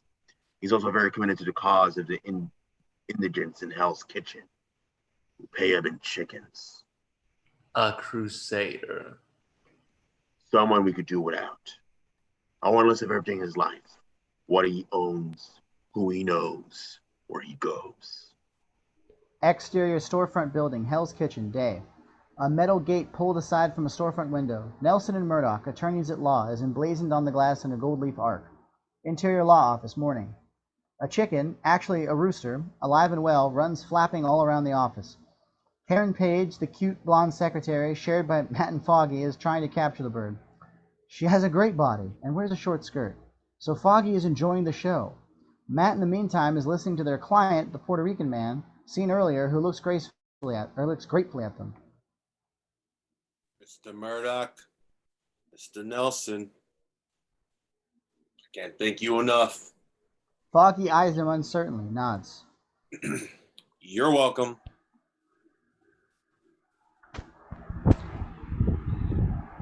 Giving me back my life. Now that I'm out of jail, maybe I'll go find a job, and soon I can. I understand. As I said, you can take your time paying. For now, thank you for the chicken. Foggy rolls his eyes heavenward. Matt and the Puerto Rican man shake hands. The Puerto Rican man walks out of the office. What? When's the beatification? The what? For us, in Rome. For all of our charity work, when does the sainthood kick in? What are we gonna do? Foreclose on the guy's house? He's got a house? I live in a crummy studio apartment. You want to work out your Catholic guilt? Do it in confession, not in the office. How are we going to make a living if half of our clients are being evicted on non-payment of rent? Non-payment? Sound familiar? That's not the real reason. Karen continues to chase the chicken. Foggy draws a girding breath, reins himself in, softening. All I'm saying is, let's take the occasional case for money. So, maybe we could buy a new pair of shoes, have a fancy lunch every now and then, like real lawyers. Those are Hollywood lawyers, Foggy. Anyway, look, I'll make you a deal. We'll diversify. I'll uphold the rifle torch of selfless virtue while you wallow in the murky shark pool of big money sleaze. Works for me. Karen finally captures the bird and struggles to hold it. The telephone rings and she goes to answer it. The chicken flees. Murdoch and Nelson. Foggy's mouth tightens. He leans toward her. Sotto voice. It's Nelson and Murdoch. Karen nods distractedly at him to Matt. It's for you, Matt. Miss Elektra. I'll take her in my office. Thanks. Matt goes into his office and closes the door. Foggy just can't believe it. Elektra? Sounds like an exotic dancer. From her expression, we see that Karen doesn't even want to think about it. Where does he find these girls, for God's sake? Interior Matt's office day. Hearing his own heartbeat like a drum from the emotion, Matt picks up the phone. Hi. Sure. When? Oh, now. Okay. Interior Elektra's gym day. Close up a turntable. A hand places a needle on a record. A sexy romantic song begins. Matt and Elektra begin a dazzling gymnastic workout. A breathtaking expression of movement.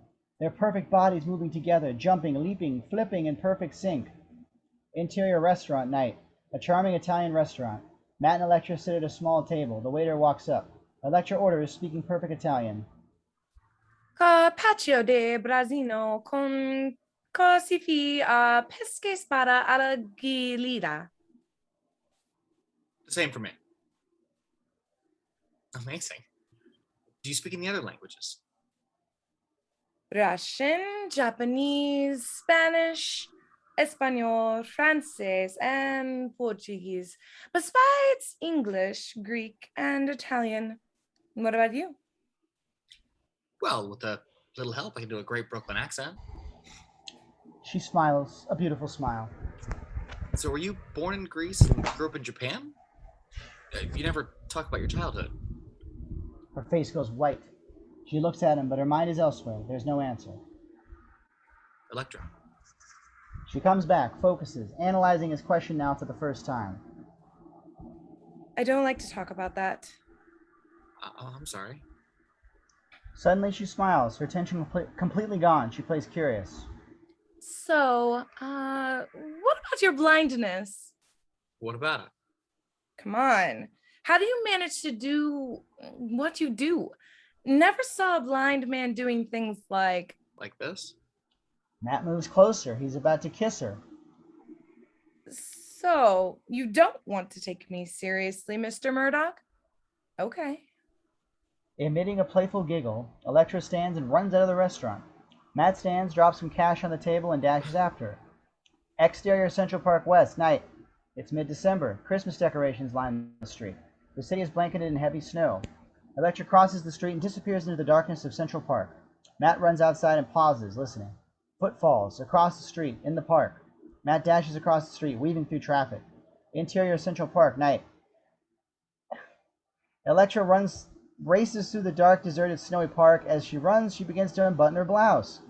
On Matt, several feet behind her.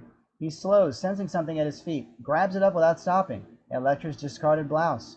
Camera follows a trail of Elektra's discarded clothing. A sneaker, a pair of crumpled jeans, socks, a bra. Matt picking up each piece as he goes, following the trail of clothing deeper into the heart of Central Park. A pair of panties hanging on a tree branch. Matt plucks the panties from the branch and stands there, alone in the middle of the park. It's oddly quiet here. The sounds of the city muffled. Matt is surrounded by snow-covered rocks and trees. A quaint underground tunnel lies ahead of him. He calls out. Elektra. No answer. He calls again. Where are you? Again, no answer. Matt closes his eyes. He concentrates. We hear what he does. The sound of Elektra's breathing and heartbeat. Soft. Distant. Matt steps forward, following the sound. Her breathing grows louder. Her heartbeat stronger, faster. Matt moves toward a tunnel. Elektra stands silhouetted inside the tunnel, her naked body beautifully backlit by a distant street lamp. Matt moves toward her. Elektra's heart beats harder, faster. Her breathing is heavy, excited. Matt stops directly in front of Elektra, inches from her naked body. He reaches out, pulls her toward him, and whispers. Found you. Elektra presses warmly against him, impressed, curious. How do you do that? I follow my heart. Elektra smiles, touched. They share a passionate kiss. Wide shot the tunnel. The silhouettes of Matt and Elektra inside the tunnel, moving together. The romantic lights of the New York skyline sparkle in the background. Suddenly, Matt's radar sense detects something, and a loud metallic sound breaks the enchantment. Smash cut 2. The steely blade of a knife shining in the dark and projecting its reflector on the two lovers. Coming out of nowhere, 3 thugs approach. The biggest one, a bull-sized punk who seems to be the leader, is whirling a big chain in front of him. You gotta be cold, baby. We'll show you some real heat. Yeah, and it's gonna hurt. Real men always hurt. Elektra's attitude is surprisingly cool. I like that. Show me, please. And don't be nice about it. Elektra, please, let me take care of... But before Matt can do anything, Elektra has already finished. With incredible speed, she grabs the chain from the stocky brute and uses it to turn his wrist to pulp. Ah! Then she smashes his head against the wall of the tunnel. The punk is out cold before he hits the ground. On Matt, he doesn't see the action but can clearly perceive the speed and martial arts skill displayed by Elektra while she attacks the other two and puts them out of commission in less than a blink. Badly beaten, the 3 thugs lay on the ground unconscious. They're gonna keep each other warm. Matt is speechless, then, almost careful not to piss her off, The dark side. she doesn't answer, only smiles. Interior Matt's townhouse, hallway, morning. Sunday morning. Foggy, in jogging clothes, walks down the hallway, holding an open box filled with Danish pastries. He knocks on the door. No answer. Come on, Matt. We're gonna miss the best chicks in Central Park. Matt calls from within. Just a second, Foggy. Foggy sighs and sits on the floor next to the door. A few moments pass. Elektra exits the room. Her clothing is rumpled, her face flushed, her hair a wild mess. Without glancing at him, Have a good workout, Foggy. he's speechless. Elektra walks off down the hallway, marveling at her superlative butt. Foggy finds the courage to talk to her. Do I know you? Elektra's the name. Janet to meet you. Elektra? Foggy smiles to himself and enters the apartment. Interior Matt's apartment, morning. Foggy walks inside, shocked by what he sees. The room looks like a hurricane hit it. The curtains are ripped from the walls. Furniture is overturned. A mirror hangs crookedly on the wall. Matt lies naked and exhausted under a crumpled blanket, a satisfied smile on his face. He gives Foggy a conciliatory look. There's a loud creak. The broken ceiling lamp crashes to the floor, inches from a startled Foggy. You really don't need a jog today.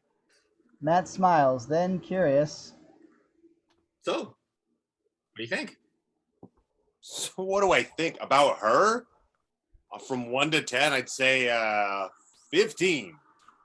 I'd give 5 years of my life just to see her for a few seconds. She'd be worth it. Elektra. Where's she from? She's the daughter of a Greek consul general. No kidding. Way to go, Matt. Hey, she Nikos Natchios' daughter? Matt pauses, concerned by Foggy's change of expression. Yeah, why? You don't know what happened to her, don't you? No. Well, it was a perfectly famous story of among the jet set. I don't recall exactly when, but I remember reading that the teenage daughter of a Greek ambassador in Japan was kidnapped some years ago. I think she was held for hostage for quite a while. Matt is really surprised. She never mentioned anything about this.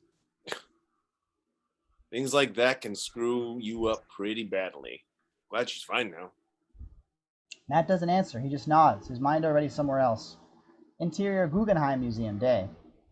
A strange structure in a snowy mountain landscape. It's like a monastery, but its otherworldly quality makes it absolutely unique. Camera pulls back and reveals it's a painting hanging on a wall of the Guggenheim Museum. Matt's fingers caress the painting, absorbing every detail. Elektra is standing behind him, her expression dreamy, almost transfixed. You're right. It feels beautiful. Who's the painter? My mother. That's her favorite subject. What is it? Her mantra, or her idea of the edge, I guess. Meaning? She used to tell me bedtime stories about a beautiful place to imagine being where things go wrong. You know, Shangri-La kind of things, hidden valleys, Himalayas, Tibet. That's what the painting's about. Is it a real place? In her mind, real places and dreams were the same thing. Was she a Buddhist? She was crazy, or at least what the doctors used to tell my father. I am sorry. Don't be. She found her peace. Exterior hilly road, upstate New York, day. Aerial shot, a black Ferrari Testarossa flying down a mountain road. Interior Ferrari. Elektra is driving and she smiles at Matt seated beside her. The windows are down and a cold wind blows through their hair. They don't care. Exterior Natchios mansion, upstate New York, night. A heavy snow falls on the opulent estate of Nikos Natchios, situated amidst the lush mountains of upstate New York. The mansion rests on 300 acres, including guest cottages, ski slopes, a lake, and a heliport. Interior Natchios mansion. A huge dining room, spectacularly decorated with beautiful paintings and countless white candles. Matt, Elektra, and Nikos sit together at a large table, enjoying gourmet food and sipping champagne. I never imagined a consul could afford such a beautiful place, Mr. Natchios. The former king of Greece is my first cousin, Matt. Let's just say my family has never lacked any attention to the finer details of life. Matt nods. Nikos looks at him more seriously now. Why do you ask? Are you one of those liberals who think rich people are lesser people? No, sir. Quite frankly, I have so much to worry about with the poor that my first duty is to make sure they are not considered lesser people. Nikos smiles approvingly. Quite an interesting young man. I really admire your social commitment. I'm glad our paths have crossed. Nikos makes a toast with his glass of champagne. Our principles and ideals, may we always be faithful to them. Elektra cheers with her father, and so does Matt, though he notices a shadow of uneasiness in Nikos' expression. An infrared image, a buzz. Special infrared digital binoculars focus on and start to scan the Natchios mansion from behind the perimeter fence. It frames Nikos going upstairs, Matt and Elektra coming outside onto the terrace, then pans to the control booth. Interior Natchios mansion control booth, normal image. Ben and Terry, two sharply dressed and discreetly armed security men, watch on a series of monitors the mansion and its surroundings. Insert on one monitor. A car approaches the road near the main gate, then speeds up, just passing by. The expression of the two guards is relaxed. Everything seems to be fine. Exterior Natchios mansion terrace. Music, a Greek song. Matt stands at the edge of the terrace. Snowflakes dust his black jacket. He tries to follow the movement of Elektra, who is seductively dancing around him. They're surrounded by snow-covered mountains, beautifully lit by the bright winter moon. It's a great moment. Then she stops dancing and nuzzles close to him, smiling. He really likes you. Usually he's cautious. Usually? Don't be silly. I'm his only daughter, and he's very old-fashioned. In our country, a father, he wants his daughter to be with a man that he knows can take care of her. I can take care of you. I can take care of myself. Matt nods, glancing at all the opulence around them. No doubt about that. Hey, what's wrong? This should be such a happy night, and... Matt takes her in his arms, speaks softly into her ear. I'm sorry. This was very nice of you to invite me here. This place, it's beautiful. But I guess it's also a bit overwhelming for somebody to like me, you know? Coming from where I do. I feel like I'm out of my element. Oh, hey, I forgot something. He pulls out of his pocket a little box and gives it to Elektra. She opens it, curious, like a little child. Insert, a beautiful golden ring with a shining ruby mounted on it. Her eyes shine with joy. Oh, Matt, it's beautiful. I had it in my pocket all evening. I guess I was just so nervous. She looks at him, holding him close. Shh. I know just what you need. Oh? Yes. Come on. Let's go work off some of that tension. Smash cut to exterior mountainside night later. Matt and Elektra, outfitted in ski wear, share a wild moonlit ski run down the steep mountain slope. Elektra leads, moving at an amazing clip, whipping in and around the trees and rocks in her path. For appearance, Matt is tied to her by a long cord, but he doesn't really need it. In fact, he follows her precisely, monitoring her every move and duplicating it. Elektra speeds toward the edge of a cliff, sails over the edge into the air. Matt shoots after her, both of them flipping over and over in the air, landing upright and soaring down the mountainside. Elektra and Matt shoosh to a stop at the bottom of the mountain, right in front of a storybook log cabin. The cabin is tucked among a stand of dense trees. Matt and Elektra pop out of their skis. I'll never understand how you do that. She takes Matt's hand, opens the cabin door, and leads him inside. Interior control booth, night. Only Terry is in the booth now, and he's eating. He doesn't notice that. Angle on the monitor, the limo is back, circling the perimeter of the mansion. Exterior road. The limo slides out from a turn and slows down as its headlights illuminate Bullseye. He puts down the infrared binoculars and lets us admire his very cool new costume. High-tech black Kevlar suit with white gloves, boots, belt, and gun holster. 3 wide circles around his neck are also stark white. A big bullseye adorns his chest, his menacing aspect multiplied. He pulls a tight black hood with a mask to hide his face over his head. The limo stops at his side and the rear window hums down. Wilson Fisk's face appears. Apparently he doesn't like what he sees.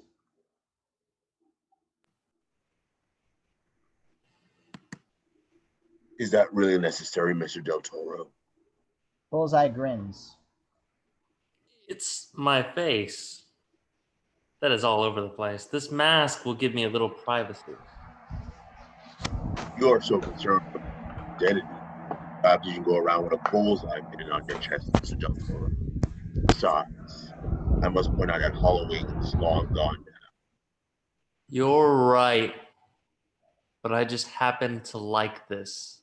I think it's much cooler than the stupid one of that red moron. Besides, I'm here to carry out your orders, not to take fashion lessons from you, Kingpin. Fisk, Mr. Del Toro. The name's Fisk. Whatever.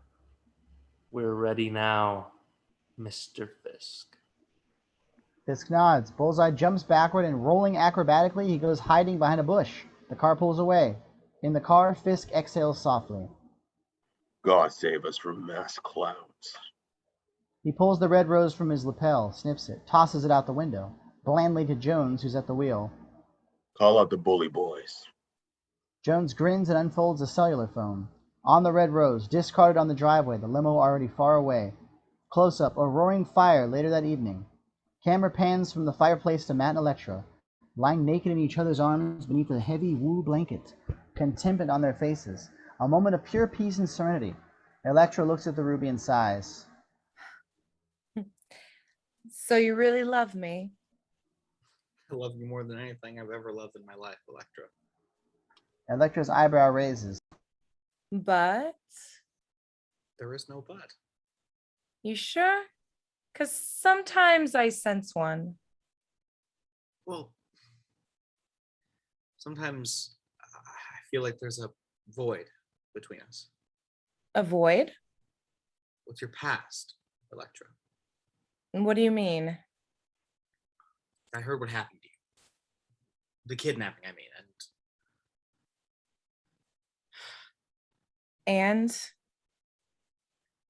I want to let you know that you can trust me. It's okay to talk about it if you feel like it. What do you want to talk about? You want to talk about not being able to see the light of the day for months? You know, I am an expert on that field. Or how about not hearing anything from the outside world, if not the news delivered with a laugh that your mother were completely nuts and your heart couldn't take the pain of your absence any longer and that she died with your name on her lips? Sorry, I didn't know. I was weak. I should have been prepared to avoid that. You can't feel guilty for being kidnapped. You were just a young girl. Well, Now you know why I developed pretty strong feelings about scumbags assaulting defenseless women. And all the right tools to express those feelings. Glad I was on the right side of that line that night in Central Park. Were you now? Yes, you were. And she kisses him. Exterior Natchios mansion night. Utter quiet. Everybody is asleep. The inside of the mansion is dark. Warm floodlights illuminate the exterior. The snowfall has stopped. There's absolute stillness. Then we hear a distant sputtering roar. Interior log cabin. The fire only a warm pulsing ember now. Elektra asleep under the cover still. Matt is awake and raises his gaze for a moment at the sound of a helicopter passing overhead. His brow furrows. His hand goes instinctively to his duffel bag. Interior control booth. Terry finally realizes something's wrong out there. On the monitors, cars coming toward the gate. He grabs his gun, but it's too late. A sigh pierces his heart and he goes down without a gasp. Exterior outside Natchios mansion. 3 gas guzzlers roar through the opening gate, skidding and fishtailing. Exterior Lakeside Road. The limo is parked near the lake. Fisk watches the mansion.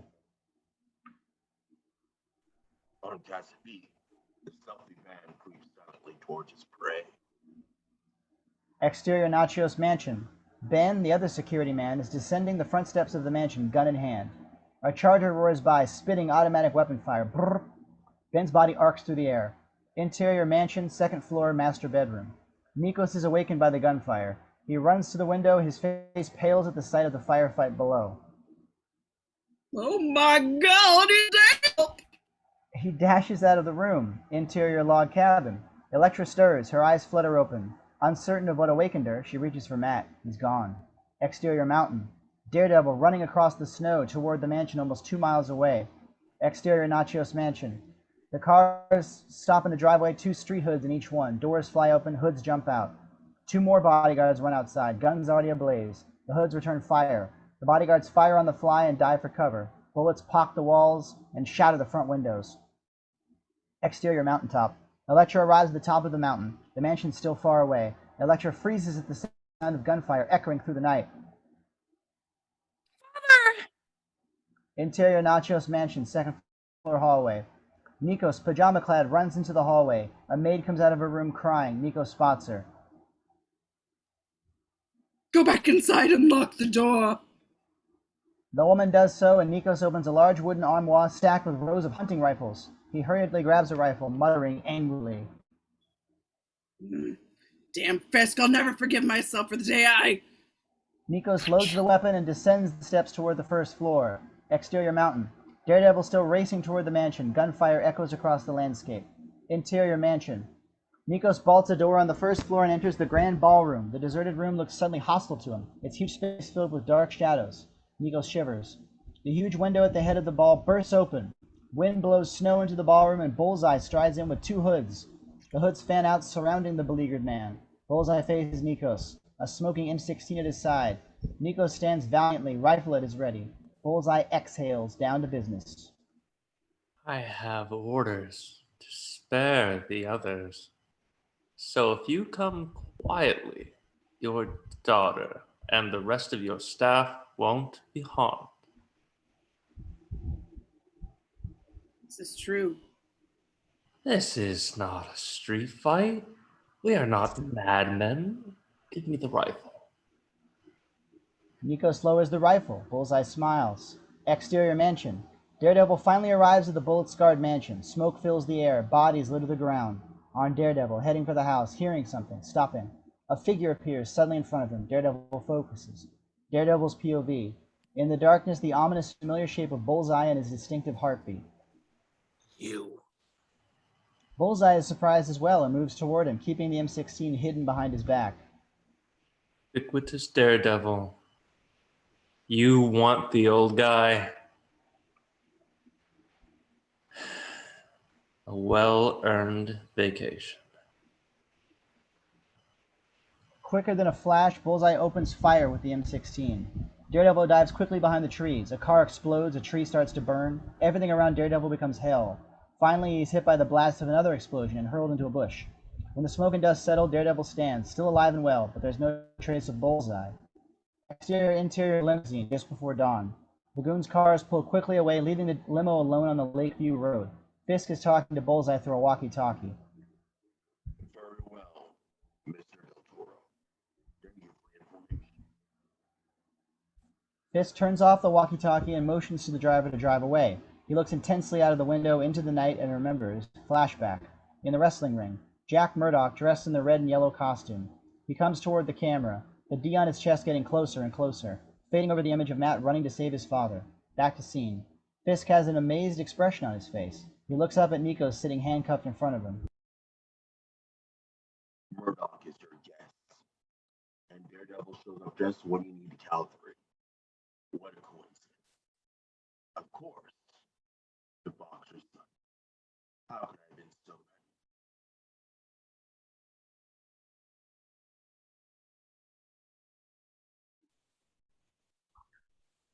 What a coincidence. Of course, the boxer's son. How could I have been so naive?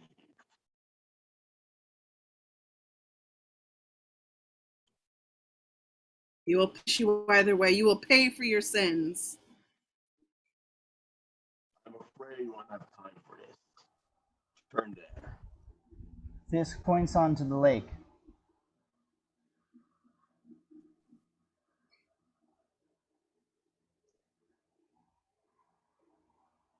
Yes, sir! Jones shrugs and turns the big car through the frosted brush and down onto the frozen lake. On the lake, the dark car roars across the white shimmering surface. Inside the car, Fisk opens a briefcase and puts some documents on Nikos' lap. Now, dear friend, if you really care about your daughter's future, you better sign here. I've got your cousin's seal ready for this. Nikos spits in his face. Go to hell. Fine then. I really don't have anything to say to you, my friend. I'll miss those days. Fisk smashes his huge fist against Nikos' face. He does it again and again and again. On Daredevil, a red blur rushing through the wintry woods.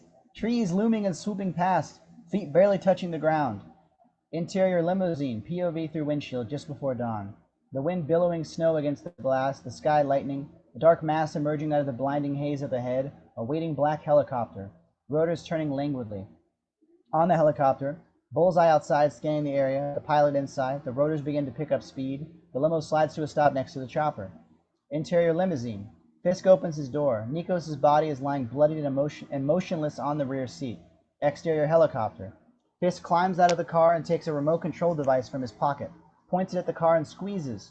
The door locks clunk shut throughout the car. Then Fisk uses it to lower the passenger window. The rotor's really roaring now.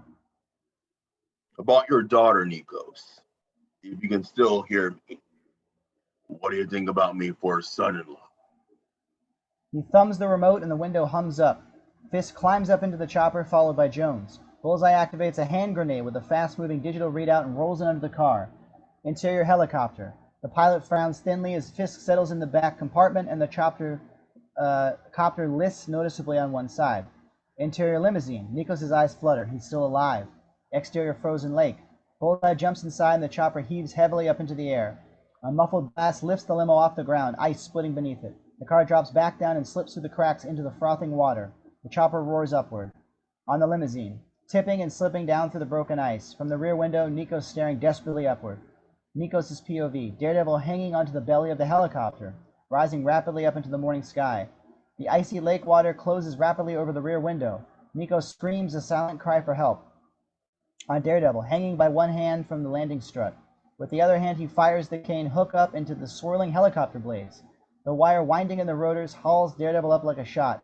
Interior helicopter. A red blur shoots up past the windows, startling everybody within.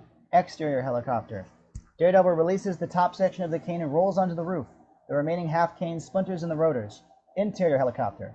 Jones unloads his automatic into the ceiling. Exterior helicopter. Bullet holes stitch the roof an inch from Daredevil and ping and spark off the rotor blades. Interior helicopter. The copter shimmies, the pilot gritting his teeth and seating tightly on the controls. Whoa! Shit! Bullseye slaps Jones in the chest with the back of his hand.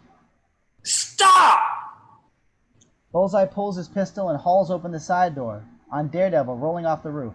He drops and grabs onto the upper lip of the doorway and swings through with both feet. Inside the helicopter, he kicks Bullseye in the face. Jones fires on the moving blur. Daredevil dives back outside the helicopter, Jones's bullets riddling the pilot. The copter tips and spins lazily, down toward the lake, Fisk getting really mad now. You idiots! We're going to crash! Bullseye doesn't care. He takes out a big jagged-edged knife, secures himself to a safety belt, and jumps outside. I'm gonna make ice cubes out of him. Interior helicopter. Fisk hauls himself out of his seat. He shakes his head, really pissed. Exterior helicopter. Outside, Bullseye and Daredevil are now engaged in vicious hand-to-hand combat. Won't let you get away with this. Not this time. Sorry, amigo. You're gonna go scuba diving with the penguins just like the old guy! Daredevil looks down and realizes that Nikos is not aboard the helicopter. Interior helicopter. Jones standing in the open doorway trying to draw a bead. Fisk goes to the pilot's seat and pushes both the dead pilot and Jones out the door. Exterior helicopter. Jones falls with a desperate cry, together with the pilot's body. Daredevil turns in surprise, and this gives Bullseye the chance to kick him hard. Jones and the pilot smack into the frozen lake like bugs on a windshield. Daredevil is about to lose his grasp, but he manages to grab a hand grenade off Bullseye's belt. He activates it, but Bullseye kicks him again. The grenade slips from Daredevil's hands, falling down. Daredevil lets go of his grasp, and he starts falling as well. Bullseye crawls back inside the copter. On Daredevil, falling, dropping fast toward the lake, looking down. Daredevil's POV, a dark, buzzing, round mechanism spinning in midair. It's the digital hand grenade, dropping through the air, just out of his reach. The icy surface rushing up. On Daredevil, reaching for the grenade, snatching it out of the air. Only seconds left on the digital readout. Daredevil rolls and flings the grenade like a fastball down toward the lake.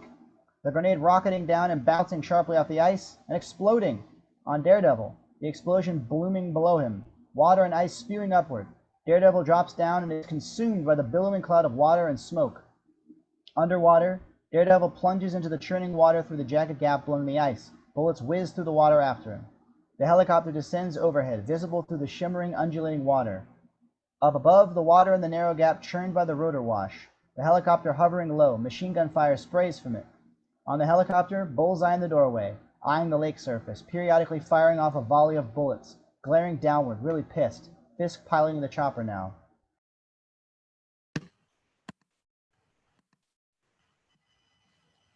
Did you get him? How should I know?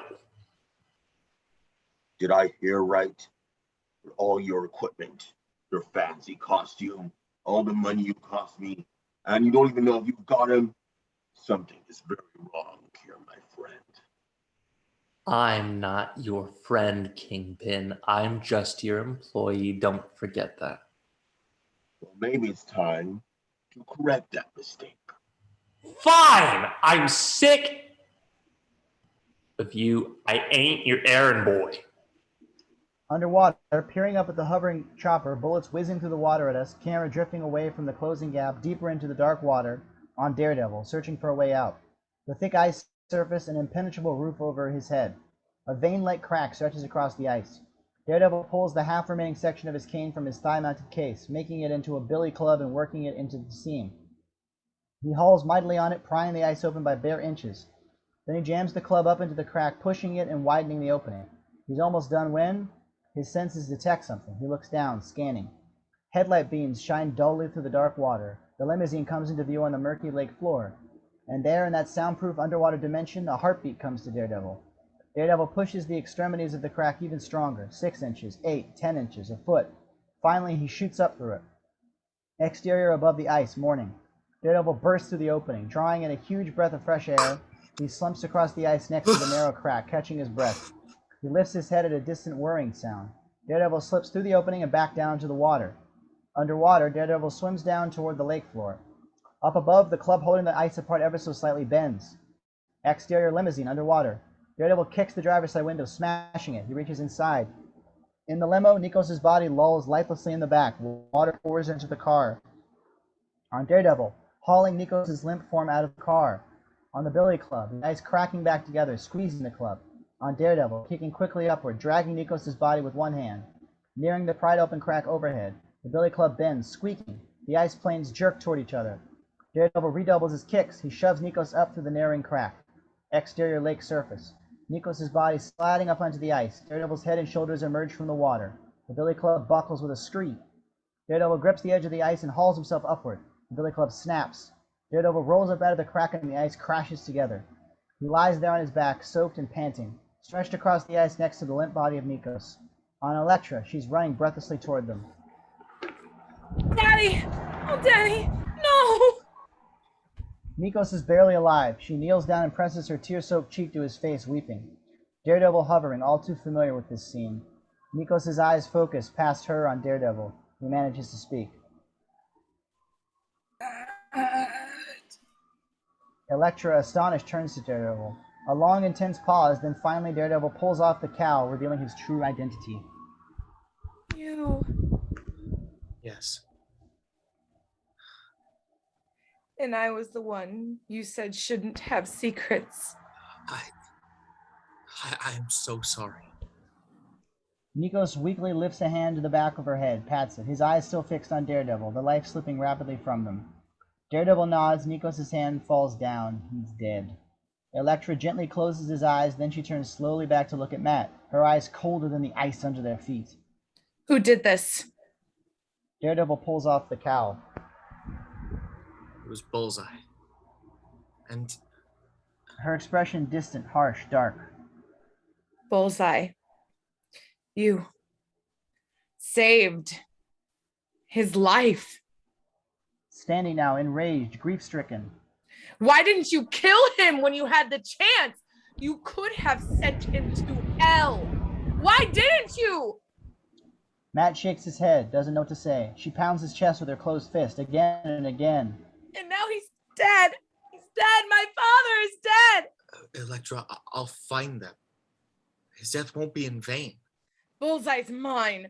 I'll kill him with my own hands. Bullseye is only the arm. Fisk is the mind. I couldn't hear his heartbeat over the rotors, but I know he was there. This is his signature. Stop it. Wilson Fisk is a friend. What? Didn't your father tell you? Was he so involved with Fisk's dirty business he didn't have the guts to tell you about his partner's true nature? Elektra cannot believe this. She explodes, slapping Matt across the face. What the hell are you saying? I've known him a lot longer than I've known you, which is hardly at all. I'm beginning to think. Go away now. Go away. He pulls the mask down over his head, resolved, walks towards the mansion. She glares after him in hatred and disbelief. I hate you. Do you hear me? I hate you, Matt Murdock. Fade to black. Exterior cemetery day, a few days later. A coffin is lowered into a grave in a large snow-covered cemetery. An old Orthodox priest is praying in Greek while Elektra stands at the gravesite along with several friends and family members. She's dressed in black, her eyes red from crying. Wilson Fisk stands beside her. Matt stands off in a deserted section of the graveyard. Fisk spots him and leans toward the weeping Elektra, wrapping his huge arm around her shoulder and whispering in her ear. He pulls her tightly to his side. Camera dollies to Matt's face, his expression hard, bitter. The funeral ends. The mourners move from the gravesite toward their respective cars. Elektra is escorted by Fisk. Matt takes a few steps toward them. He calls out, Elektra. Elektra turns. Intense pain covers her face. Fisk's eyes narrow to slits. Elektra excuses herself and walks to Matt. Her face is a cold, emotionless mask. You're not welcome here. He is? Matt glances at Fisk. Elektra defends Fisk passionately. You don't get it, do you? Mr. Fisk saved my life.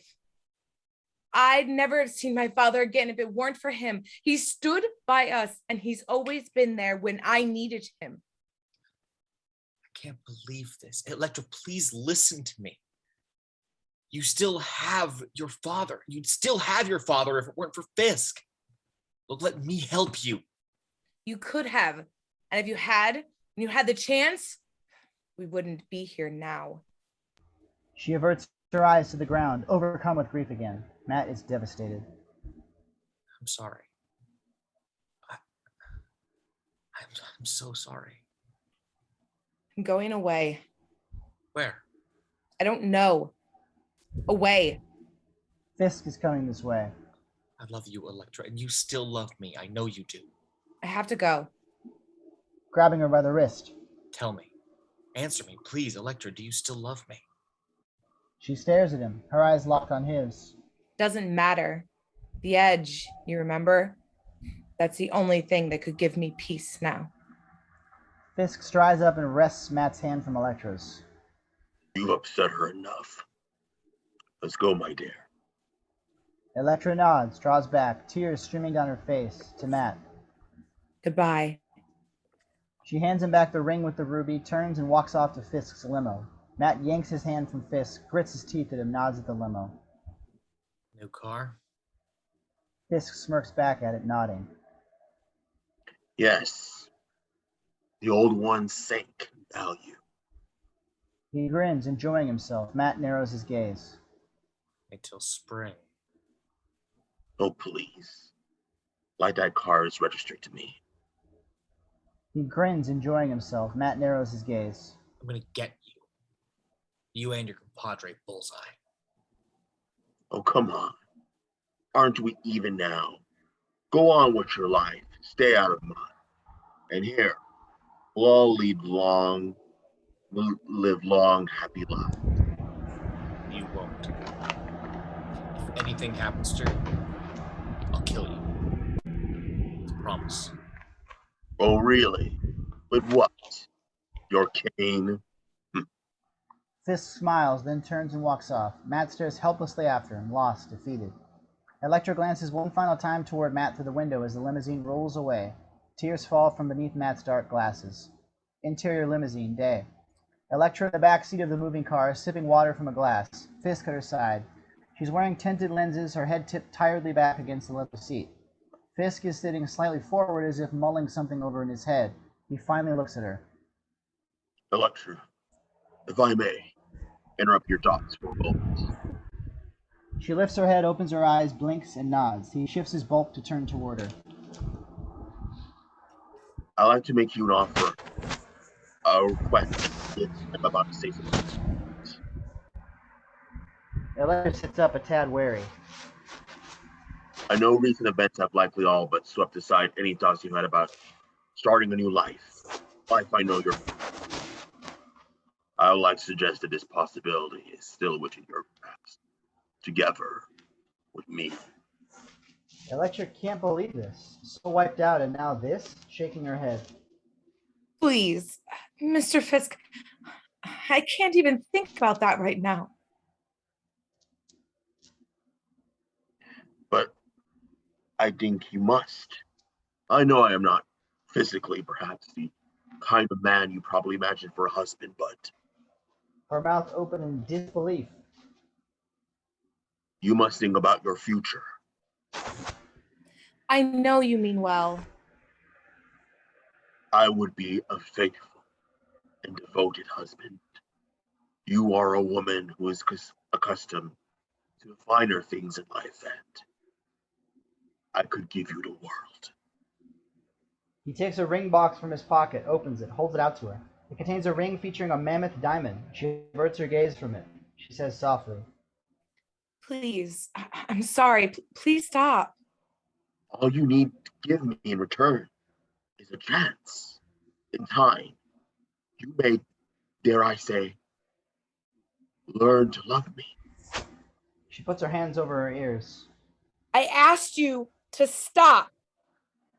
He immediately withdraws the box, claps it shut with his thumb, nodding. He speaks in a low and menacing voice. Or be taught to do so. His face masking his anger and humiliation, Fisk looks into the rearview mirror of the limo. He meets the Asian eyes of the driver and signals him with a small nod. Then Fisk pours Avion water into Elektra's glass. She takes another sip. I'm sorry. It's not you. It's, frankly, I don't think I'm capable of falling in love. I'm not sure I ever will be. Fisk knows what that means.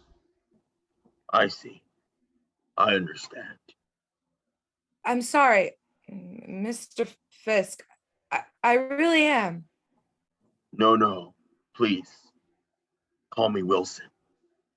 Elektra blinking, she feels dizzy. What? What did you do? Nothing. Actually, I have a surprise for you. I know you might need some comfort from an old friend at such a tragic moment. You remember Sugimoto, your sensei.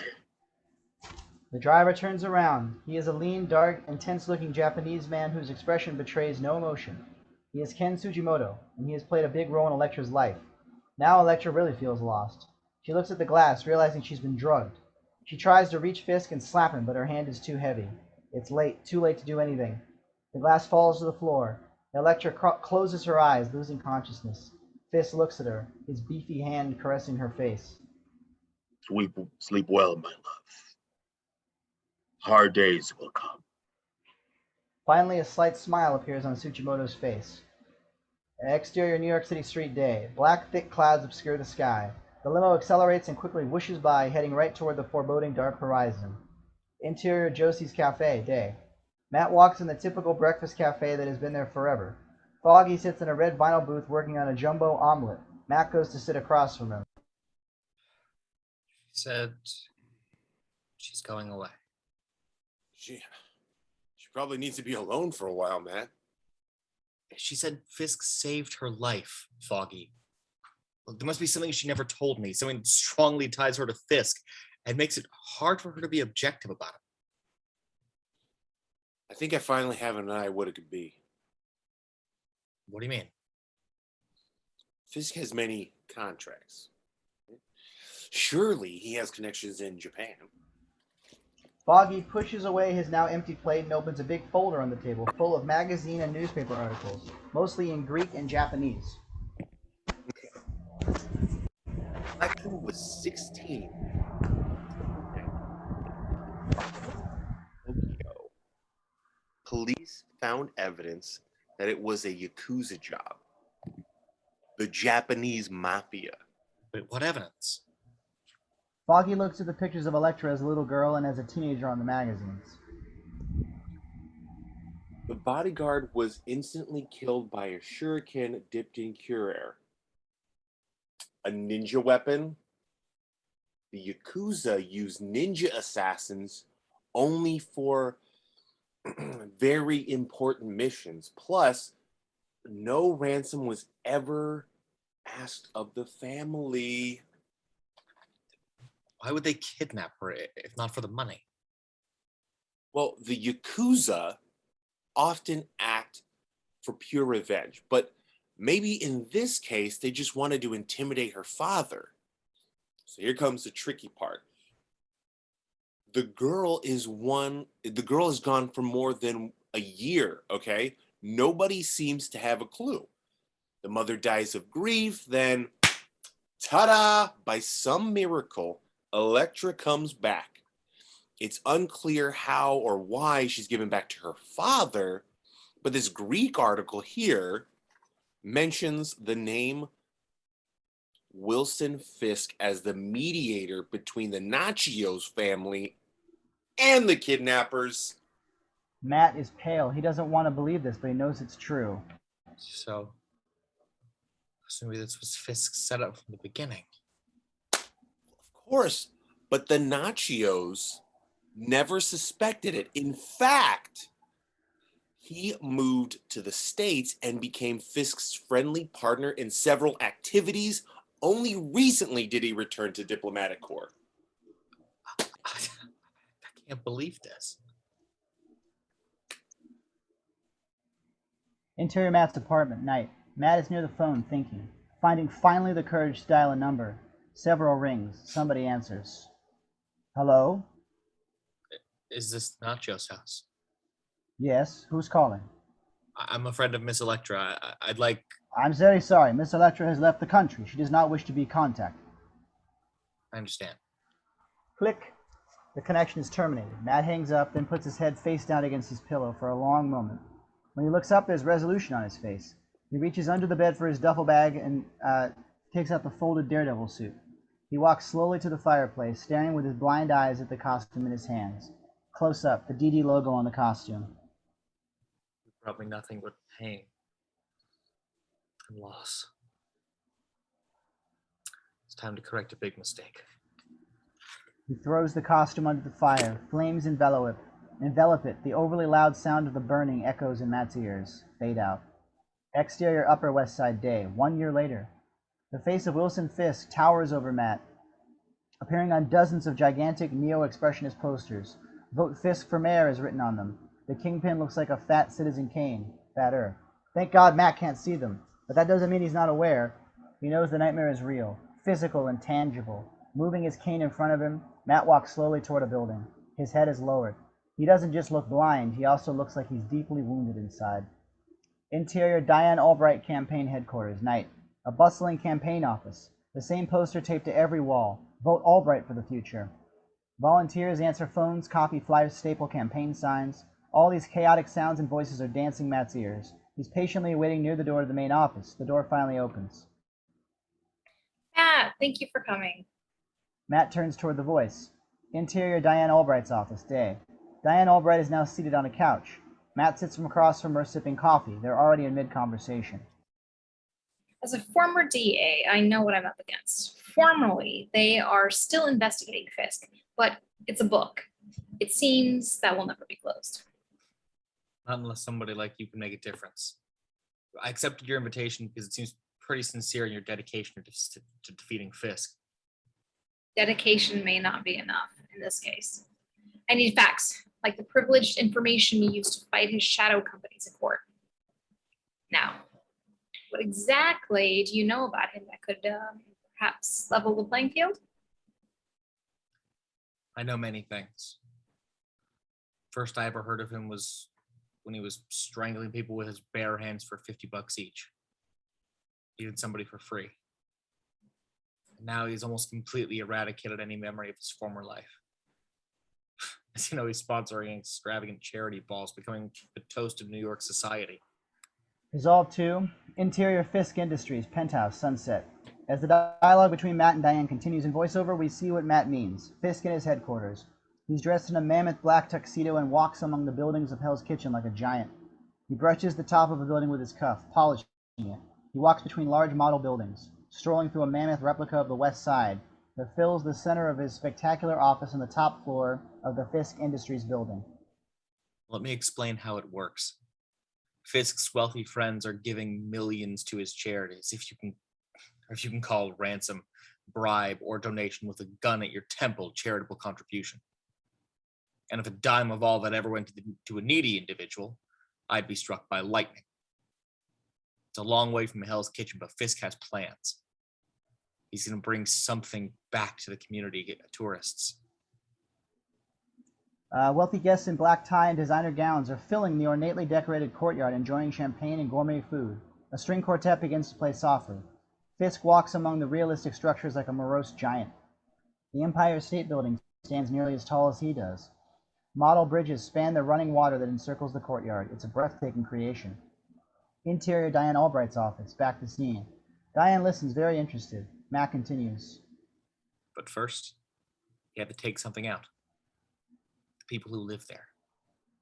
So we began driving out the residents, illegally and otherwise, by whatever means necessary. Arsons, first. There have been 15 major fires in Hell's Kitchen in the past 18 months. Exterior Hell's Kitchen, night. Devastating images of old buildings ablaze, fire everywhere, flames devouring cars on the streets and furiously pouring into camera. Dissolve 2, Interior Fisk Industries, Penthouse, Sunset. Flickering red neon flames flashing behind the words Hell's Kitchen. They're featured on a garishly lit metal archway Fisk is gazing at. It's the plan for a new portal to the old neighborhood of Hell's Kitchen, transformed into a Ghirardelli Square / Universal City Walk-like shopping and dining area. And now the neighborhood is growing empty. Lifeless, cordoned off. Each abandoned building he has destroyed by fire and then buys for a song. Fisk stands back listening as an avid designer gives a group of fancily dressed investors a tour of the display. Oh, we take the onus off the name and the place, replace it with something warm and fun. Erase the past. Associate Hell's Kitchen not with crime or squalor or desperation, and whatever people used to know, but with hot times in the old town tonight. Interior Diane Albright's office, back to scene. Matt continues passionately. a contractor outbids him for a big job, that contractor is suddenly forced to deal with a family emergency. His daughter, say, forced off the road by an unknown driver, barely clinging to life, if he's lucky. Either his spirit is broken and he's unable to carry on, or he gets the message permanently. End of the day, the job is Fisk's. She shakes her head, disgusted. So, do you think there's a chance we can prove he's behind these arsons? Matt sits there for a moment. Then, Bullseye has disappeared. Without him, it would be difficult to link Fisk to the fires. I'm doing my best. I want to help these people hold on to their homes, their lives. It's the least I can do. Why is he after you? I'm a thorn in his side. Something personal. That's secondary. I've wanted the end of the Wilson Fisks of the world since I was a child. Nobody understands that better than I. Well, we can try to bring him down. Try like our lives depend on it. In the meantime, this meeting never happened. the camera cranes up from Matt and Diane shaking hands. It moves over the chandelier hanging from the ceiling and finds a tiny microphone hooked to the base. Diane's office is wired. Somebody has been listening exterior Albright headquarters night. POV through the viewfinder of a 35mm camera. Click, click, click. Photos snapped of Matt as he shakes Diane's hand. Click, click, click, and walks away from her office. Fade out. Interior storefront office is day. Matt enters the office. Karen and Foggy wait for him, staring at an official document. Their faces are pale. Matt gives them a puzzled look, sensing their tension. What is it? A notice from the IRS. You're being audited. Your bank accounts have been frozen. What?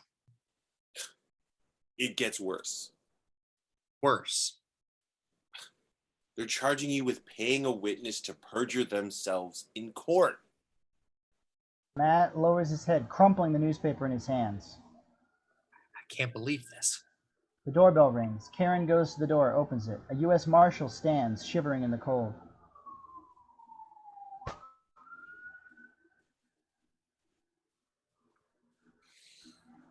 Matthew Michael Murdoch. Over here. The Marshal enters, takes Matt's hand, and thrusts a paper into it. Thank you, sir. You're officially subpoenaed. The Marshal leaves. Karen and Foggy look down at the envelope. Karen nods, trying to sound light. So ridiculous. It's gonna blow up in their faces. Interior precinct station day. Quick montage. Handcuffed, Matt sits on a bench in a holding area. He wears a jail jumpsuit. He's photographed and fingerprinted. Finally, the sliding door of his cell is slammed, leaving him inside. Exterior newsstand. On the front page of the Daily Bugle, Matt Murdoch arrested. Jury tampering, bribery, solicitation of perjury, misconduct. Continuing grand jury investigation.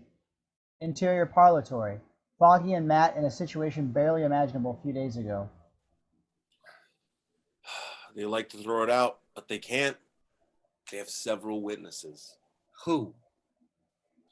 They won't give me names, Matt, but they say you were spotted bribing a juror in a case 3 years ago. They've got more on that on the one person who saw you give them the green. 3 years ago? Why would they come up with such a lie?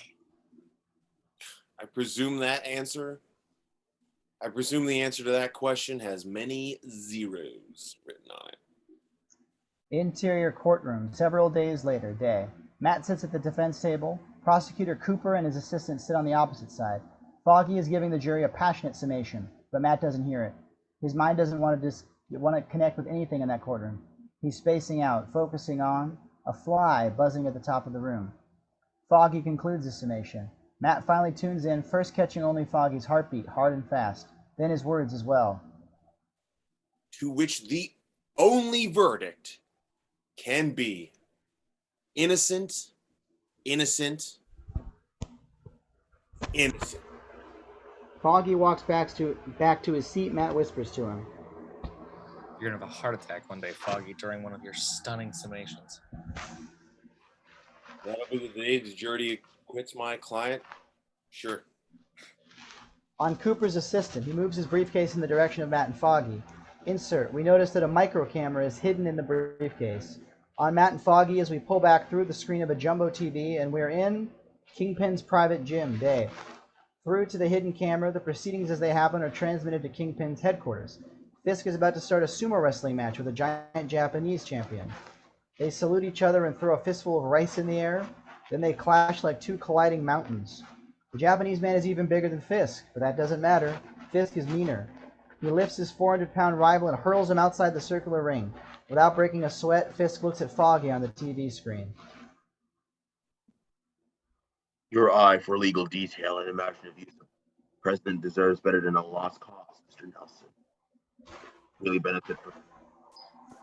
On the contrary, you, Mr. Murdoch, are now a ghost of a man. On Matt now, he looks truly miserable as Cooper begins. Guilty, ladies and gentlemen. The camera is on Matt's face, helpless. No, I'm not. On Kingpin, he smiles happily while his eyes move to a picture of Daredevil on the front page of a news magazine. Yes, you are. Both. Interior courtroom. Matt and Foggy stand before the grave-looking judge. The judge speaks somberly. Mr. Murdoch, due to your immaculate record and to your permanent physical impediments, this court has decided not to criminally prosecute you. Thank you. However, I do report your case to the American Bar Association on my recommendation that you'll be officially disbarred and subsequently forbidden to practice law in the state of New York. You are a disgrace to who we believe in justice, Mr. Murdoch. The assistant packs up his files, satisfied. The judge stands to walk to his chambers. Matt calls out to him. How much? Pardon? Your price. How much did you get paid for your soul? The assistant looks over curiously. He slowly zips shut his briefcase. The judge points at Matt, trembling in rage. Out! Get out of my courtroom, or I charge you both with contempt. Resolved 2. Interior American Bar Association building, day. Wind sweeping dead leaves. A solitary figure sits on a bench. It's Matt. He's waiting for Foggy, who now exits the building and walks slowly toward him. Matt focuses on Foggy's quick heartbeat, and he understands before his partner even begins to talk. His heart tells it all. Bad news. Yep. They did it, Matt. They disbarred you. Feel awful. IRS, no dough, perjurious solicitation, and on top of it all, this? You were brilliant, Foggy. As usual. Nothing. Just kept you out of jail. That's a lot. I haven't done much to deserve this kind of friendship. Foggy tries to smile, but he's sobbing now. Matt hears him. They hug. Exterior, NYC East Side, night. Matt is in front of his townhouse on the opposite side of the street. He searches for the keys in his pockets and starts to cross. We hear a rumbling and then an explosion. Matt is caught by the blast and is hurled against a car. Shapes and squiggles of debris shower all around. Screams, car alarms. Matt gets up and realizes he's limping as he moves forward. He reaches down and pulls a sharp splinter from his thigh, blood pouring down over his leg. Matt's POV. Black fingers of flame from the explosion site as we move with him into the wreckage. Normal POV. Matt is standing in the wreckage, flames all around him. Camera lingers on some pieces of old furniture resting on the sidewalk near to the stoop. Several soaked cardboard boxes. Drenched coats and slacks flung haphazardly on hangers. A scrunched, rain-ruined boxing poster. Just a few letters visible. Ack Murdoch. For a moment we focus on Matt's beleaguered belongings. He holds a blackened Daredevil billy club in his hands. To himself. You knew. You played cat and mouse with me, you bastard. It's a nice piece of work. You made a mistake, Kingpin. You put your signature on it. Sounds of sirens in the distance. Matt limps away. Exterior subway entrance, day. Matt disappears down the subway stairs. Exterior Fisk building, day. Camera craning from a turning neon globe atop a tall pedestal down to Matt standing at the base of it looking up, moving close on him. A slightly sardonic smile on his face. Home.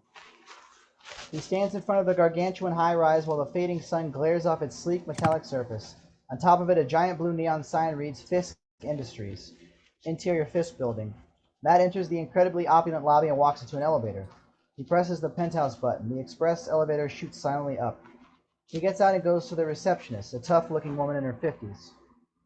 The Kingpin, please. Matt looks like a bum, with his clothes dirty and ragged. She scans him up and down. You are? Matt Murdock. She smiles. Oh, Mr. Murdock. Mr. Fisk has been expecting you. She presses a button on the desk and two massive doors noiselessly open behind her. Interior Fisk's office. Matt enters and the doors whoosh shut behind him. Across the great expanse of Kingpin's office, the Tinker Toy City is visible through a wall-sized window. There's a buzz and a sliding door opens, revealing a giant exercise room, furnished with all kinds of high-tech gym equipment and filled with a thickening cloud of steam. Matt turns and goes inside. Interior weight room. Fisk, his enormous sweaty body wrapped in an oversized towel, sits calmly, smoking a cigarette. A thin cloud of steam permeates the wood-paneled room. There's a steadily rising hiss. Fisk dabs at his forehead with the corner of his towel. Matt stands across the room behind him.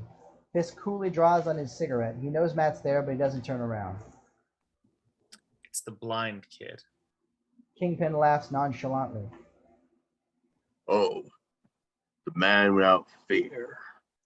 He turns slowly to face Matt. You look like a martyr, Murdock. Your mouth? I'll take that as a compliment. Matt snaps his cane and it morphs, faster than the eye can catch, into the solid billy club. Fisk gets up and starts to move closer. Isn't that funny? I was there the night Jack Murdock died. Matt looked startled. What are you saying? I felt the fury and desperation behind that blind boy running to save his spotter. I even asked to myself several times where I could have seen that stupid red suit before. But I've thought about Jack Murdock. I never made the connection. Things are inexplicable to us when they are close. I made you, young man. That's why you're here. Did you kill my father? I didn't, for what's worth. Not that I might have come to that. He was so dumb and tenacious. Took a bullet from the fixer. I myself would have left him a cripple, leaving testimony to the fruits of betrayal. And you to change his diapers, spoon feed him meals, push his wheelchair, instead of dedicating your life to avenging his murder. Matt doesn't comment verbally this time. He's a blur of motion, faster than possible. He's across the room, and with all of his strength, he bludgeons Kingpin in the face with a club. Leave my father alone! Blood flows from a slight cut on Kingpin's brow. How dramatic. Why can't you accept it, Murdock? Your crusade is... You're gonna sink to oblivion. No can do. I'm not here for me. I'm here for all the countless people whose lives you've crushed. Matt strikes him, and again. But Kingpin doesn't seem to notice. He smiles wryly. We don't have all night. I agree. The two men launch themselves at each other. They crash together. It's a brutal battle. Countless vicious blows are exchanged. Fisk is stronger. But Matt, although wounded by the explosion, is faster. His gymnastic abilities and keen radar sense enable him to duck and dodge many of Fisk's mightier punches. Frustrated, Fisk rips a metal weight bench from the floor. He raises the bench over his head and throws it at Matt, who dives to his right. The bench sails inches past him and shatters a floor-to-ceiling mirror. Fisk grabs up a 200-pound barbell, comes at Matt, swinging it like a baseball bat. The barbell strikes Matt's ribs with a crunch. He falls to his knees, breathless in pain. Fisk raises the barbell over his head to finish him off. He brings it down fast. Matt does a quick backflip, and the barbell crashes to the floor in front of him. Matt leaps to his feet, and Fisk comes roaring toward him. Matt executes a double flip into the air and comes down on top of Fisk, wrapping his legs tightly around Fisk's throat. Fisk tries to break free. Matt squeezes his thighs around Fisk's neck in a powerful headlock. Fisk's face goes white. He can't breathe. But then with superhuman force, Fisk flips Matt forward. The force sends Matt flying through the air. Matt rolls uncontrollably across the floor and crashes against a weight machine, which collapses over him. Matt shakes his head, disoriented, tries to free himself. He can't get up. Tugging his sash tighter, Fisk walks toward Matt, easy prey now. Matt squirms. Finally, he struggles free of the weight, stands. But Fisk is already charging him. How can such a huge man move so fast? He strikes Matt to the floor. Matt whirls the club once more, but in that moment he feels a jab in his arm. Close on, a shuriken buried in his arm, blood oozing out. Matt turns and his jaw drops. His POV. A tall, slender silhouette shines in the black background. It's Elektra. Beautiful, but almost unrecognizable. It's the darkest version of her. Heavy black makeup around her eyes, ruffled hair, cruel smile. You remember our mutual friend, Miss Elektra Natchios? Kingpin takes advantage of Matt's astonishment and grabs his hand, wrenching the club from it. It clatters across the room. Matt swings his other fist, but Kingpin grasps it in his giant hand and squeezes. Matt drops to his knees in pain. Elektra smiles, satisfied. Come on. Please scream. No? Would have been such an aesthetic touch. He rears back and punches Matt. Punches. 400-pound punches. Punches. Matt fades with each blow. Punches, punches, punches. At last, Matt dwindles, unconscious, crumples to the floor. Interior underground Manhattan, night. Camera cranes down quickly from a steamy street to the underground levels of the city, passing pipes, cables, wires, stones, tunnels, holes, sections of different kinds of soil. It stops at the level of NYC's water drainage system. A cyclopic tunnel with mammoth pipes extending endlessly in every direction. Two of the Kingpin's goons wearing miners' hard hats are carrying Matt's unconscious and tied-up body. They stop near a square junction point that connects 4 giant pipes. Mike, a muscular black guy, pulls a lever and opens a lid in the structure. Hey, Mike, Kingpin said he was supposed to shoot him and then throw him in. What's your problem, man? He's already dead. They shove Matt's body through the opening into the water. He's still breathing. For long, he's gonna die choking and squirming in that shit. Matt's body is almost entirely in the water now. Ugh, I'm not gonna take any chances, eh? Tonio comes closer, points the gun, ready to shoot. Suddenly, Matt comes to life, and a double kick catches the goon right in the chin. Matt disappears underwater. Tonio shakes his head, then empties the entire clip in the reservoir. Bullets hit the heavy metal structure. Sparks, smoke. I told you! I told you! Shut up, Tonio. Just close the damn lid and forget him. He's history. They go away. Camera moves closer to one of the giant pipes. The screen goes black. Interior pipe, dark. A timeless blackness. Matt's body floats in the still water as if suspended in a flotation tank. His mouth and nose emerge above the level of the water, finding some oxygen in a small air sac. Matt hears his own breathing amplified. He relaxes and smiles, imagining he's somewhere else. On the rooftop of his old building, we follow the scene cross-cutting several times between reality and Matt's imagination. It's very dark on the rooftop, except for a simple cone of light which seems to come from the sky and illuminate a decrepit punching bag. Inside the pipe, Matt talks to the darkness. On the rooftop, Matt is very weak but manages to stand in front of the bag. Inside the pipe, out of nowhere, a familiar voice answers. Matt? I'm glad you're here. I miss you so much. Let me comfort you, son, and remind you who you are. On the rooftop, he starts to punch the bag, lightly at first, until he gets his rhythm. I think I know who I am, Dad. Back inside the pipe. Sometimes you don't. Sometimes you forget about your blessing.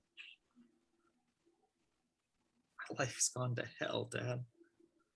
On the rooftop, Matt punches harder, until his fists are a blur. Don't say that. Remember what I taught you. Your possessions have gone to hell. Your titles have gone to hell. Any man would be a fool to think he could break my son by taking these things away. They are worthless. Back inside the pipe.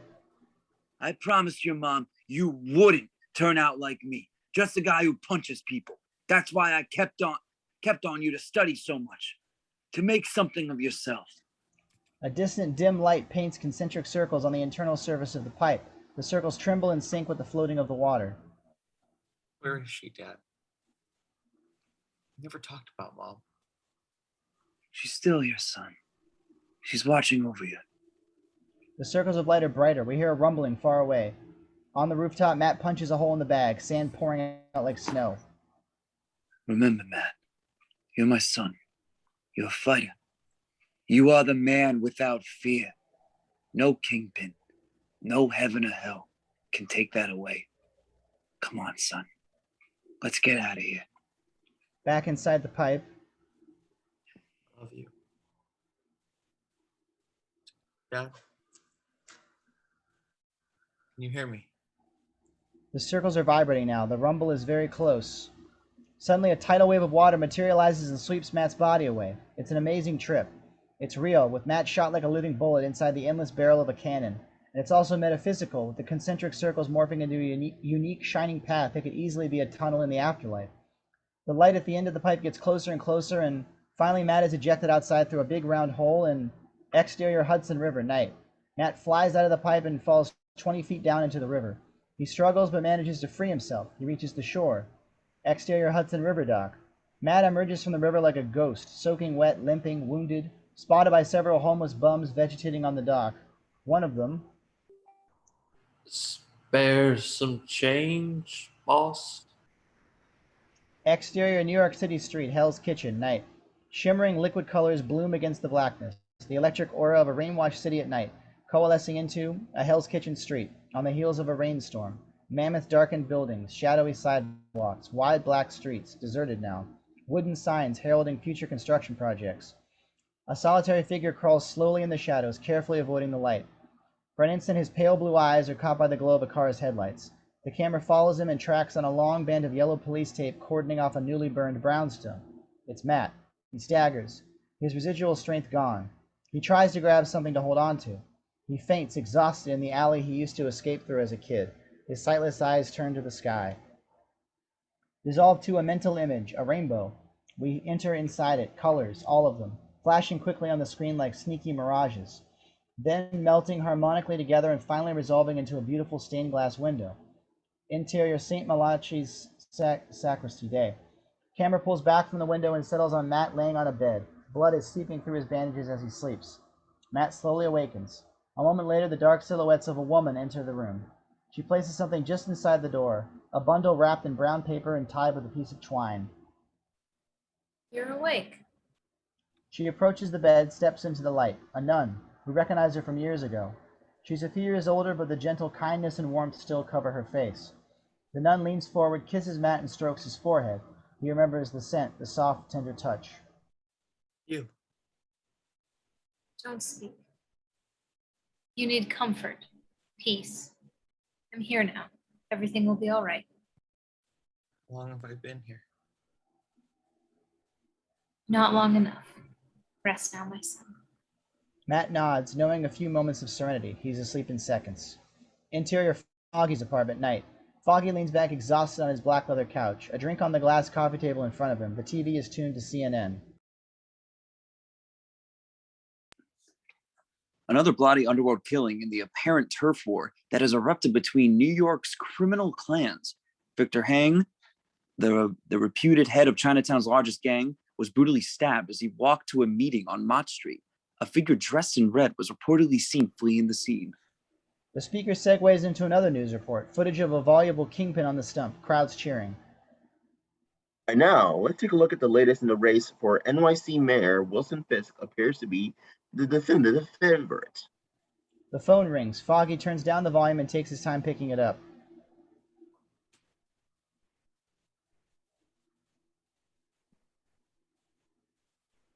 Hello? Foggy. It's me. Matt.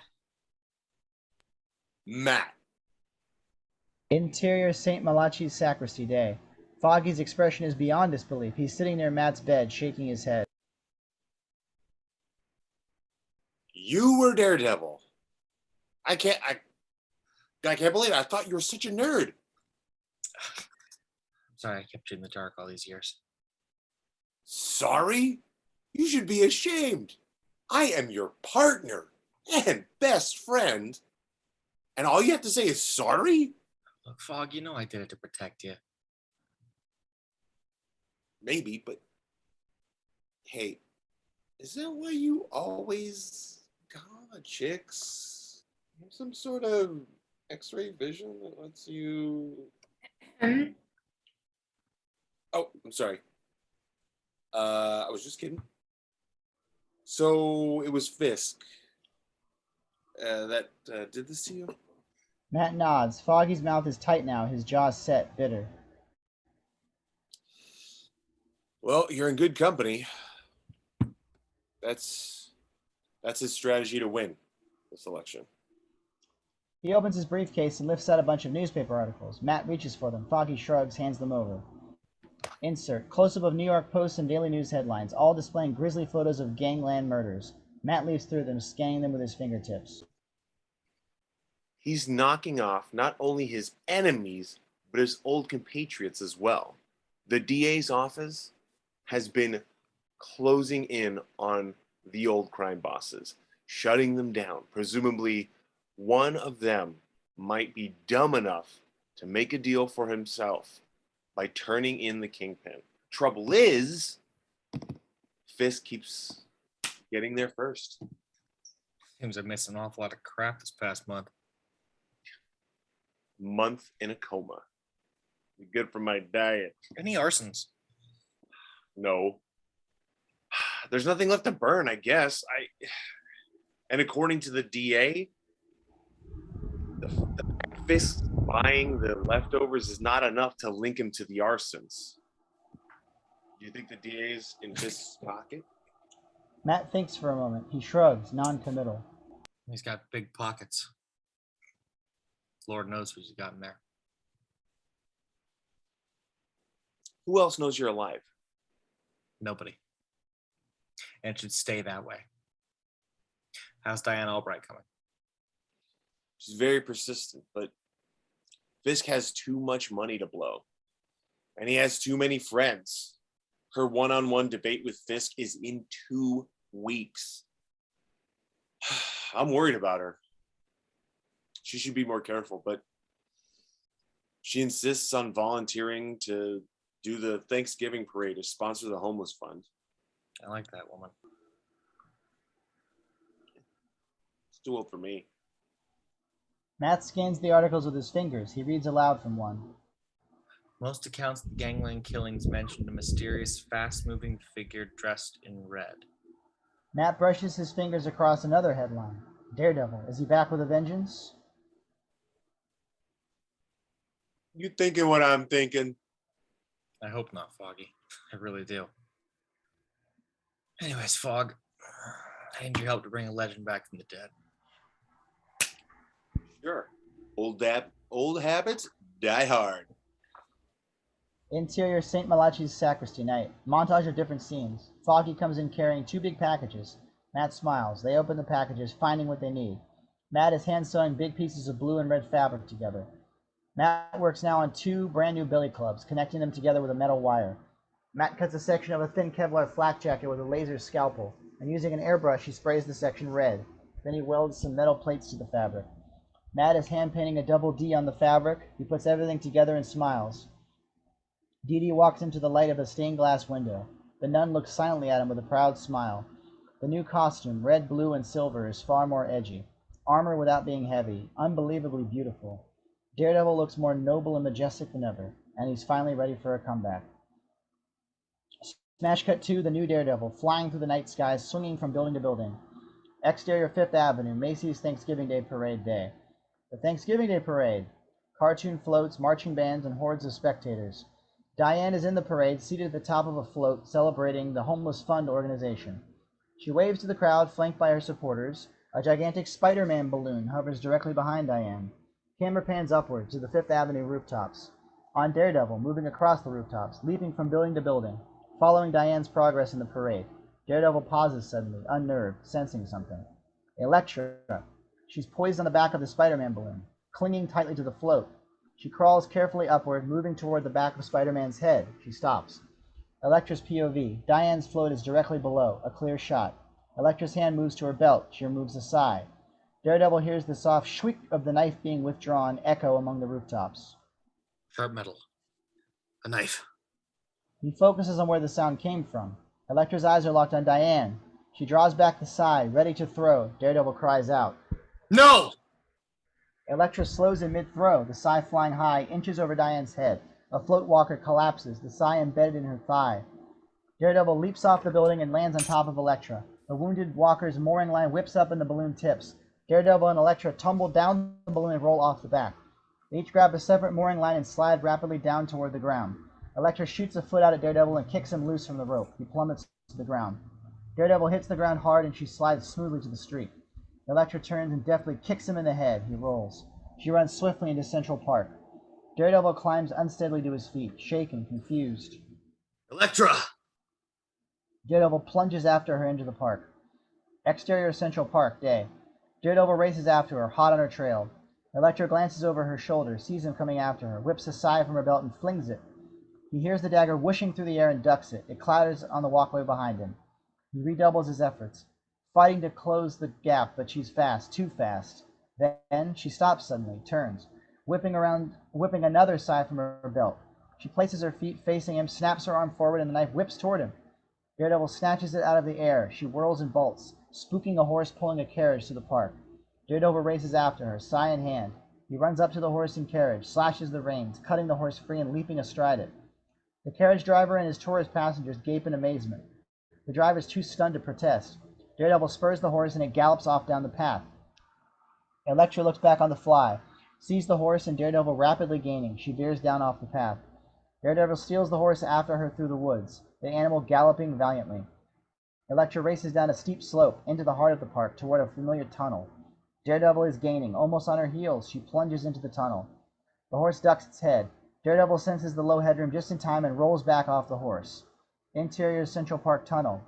He lands on both feet, still moving, and tackles Elektra to the ground. The horse gallops off through the echoing tunnel and out into the park. Daredevil tries to reason with her. Elektra, wait! She interrupts with a swift fist to Daredevil's jaw. They begin to fight. Two former lovers, punching and kicking like bitter enemies. Daredevil manages to overpower her. He straddles her, pins her arms to the ground. They're both breathless, their faces inches away from each other. Overcome with emotion, Daredevil frees one hand and pulls down the mask. Elektra, it's me, Matt. Matt? I know what you're doing. Fisk did this to you. It's not your fault. I can help you. Really? Yes. Her expression suddenly changes. She looks at Daredevil with open, accepting eyes. It is you. His head is spinning, flooded with the intense feelings from his past. He releases his grip on Elektra, gazes lovingly into her eyes. I miss you so much. Close-up. Elektra's hands slowly, carefully moving down to her belt. She removes the sai while Matt's fingers touch the skin of her other arm. His jaw drops. Her arm is like a road map with many small holes, one for every drug injection. What? I've missed you too. Her heartbeat loud in his ears, skipping a beat. He blinks, shoves backwards. You're lying. He dives at the last second and is cut short by the sai, which pierces his chest. Elektra casually yanks the dagger free, standing. Then she kicks Daredevil savagely, turns and runs off into the park. Daredevil gets up, shaking his head, one hand examining the hole in his costume, the other reaching out after Elektra. He calls out. Elektra! Fade out. Interior Diane Albright's office, night. The curtains flutter in the breeze. Diane Albright, seated in a green vinyl chair in the corner of the office, is leafing through pages in a folder. Sensing something, she lifts her eyes suddenly to Daredevil at the window. She screams, scared to death, then catches her breath, reassured. Oh my god, you scared the hell out of me. Hell. I've heard about that place. She places the folder in her bag, standing, approaches him, grateful. I don't know how to thank you for what you've done. How are you feeling? It's just a scratch. The new costume saved my life. Was it Bullseye? I don't know. She was dressed in... She? A pause. He meets her gaze, steadily. He, whatever, was wearing red. Anyway, I want you to be aware that they'll try again. Soon. She looks off into the middle distance for a while. I know that. And you know that even if this was his idea, Fisk doesn't have any intention of going one-on-one with you next Friday. What should I do? Get beamed into outer space for a week? Don't make any public appearances until Friday. Follow my instructions and you'll make it there to face him. And unless it's a complete circus, maybe I can dazzle him with my unassailable logic and force everybody to finally see Fisk for what he really is, before they machine gun me, of course. You won't be alone.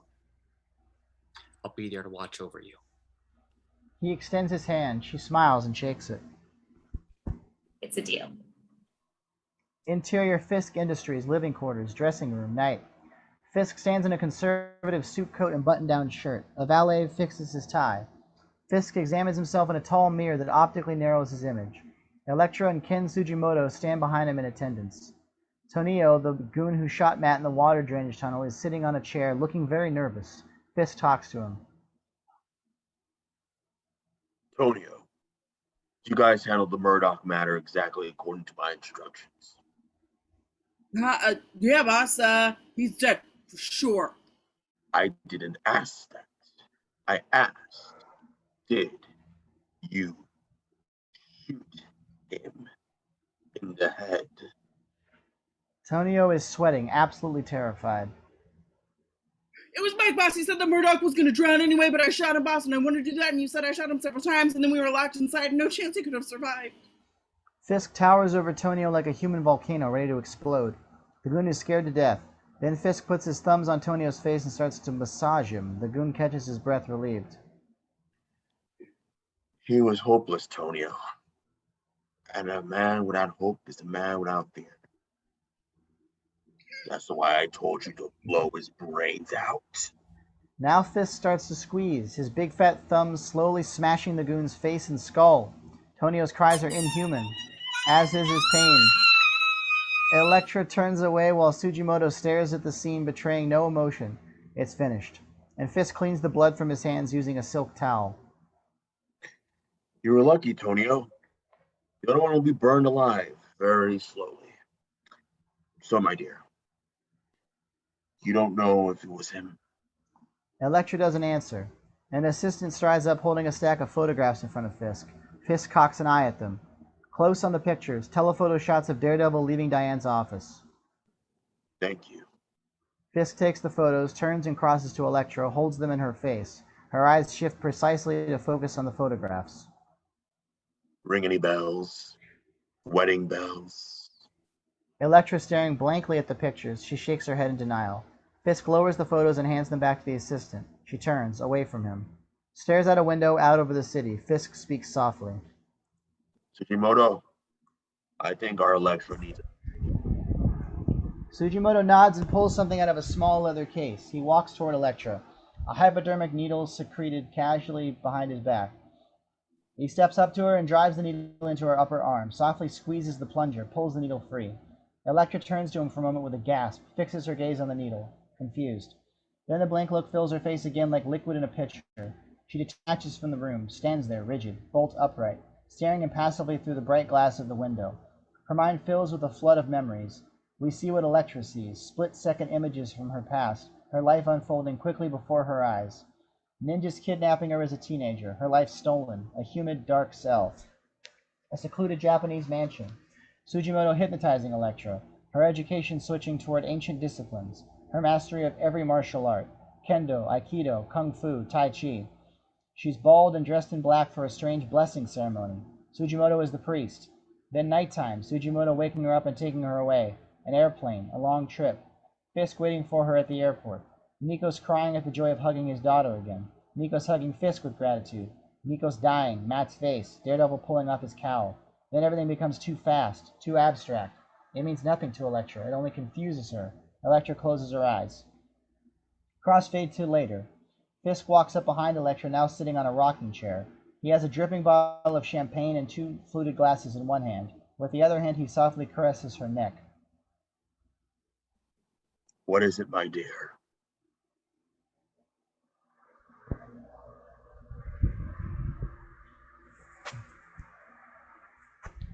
I can't hear you, Elektra. Just that same feeling again. It's gone now. Fisk puts his arm around Elektra. Tears glisten surprisingly in her eyes. Usually I don't want to know, but sometimes, suddenly, I'm seized by this desire to know the past, my life, before I met you.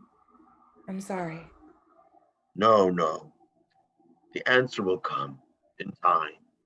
We'll find it together, whatever it takes. Elektra turns to face him, smiles warmly. He draws her gently to him and kisses her, then holding her head against his chest, he strokes her hair. I don't know where I'd be if it weren't for you. Fisk looks at himself in the mirror. There's a hint of wistfulness in his face.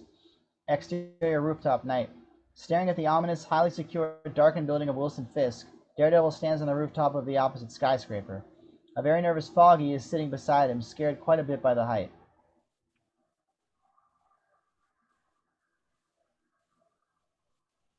Jeez, I guess I'm not cut out for this superhero stuff. Shh. Let me hear.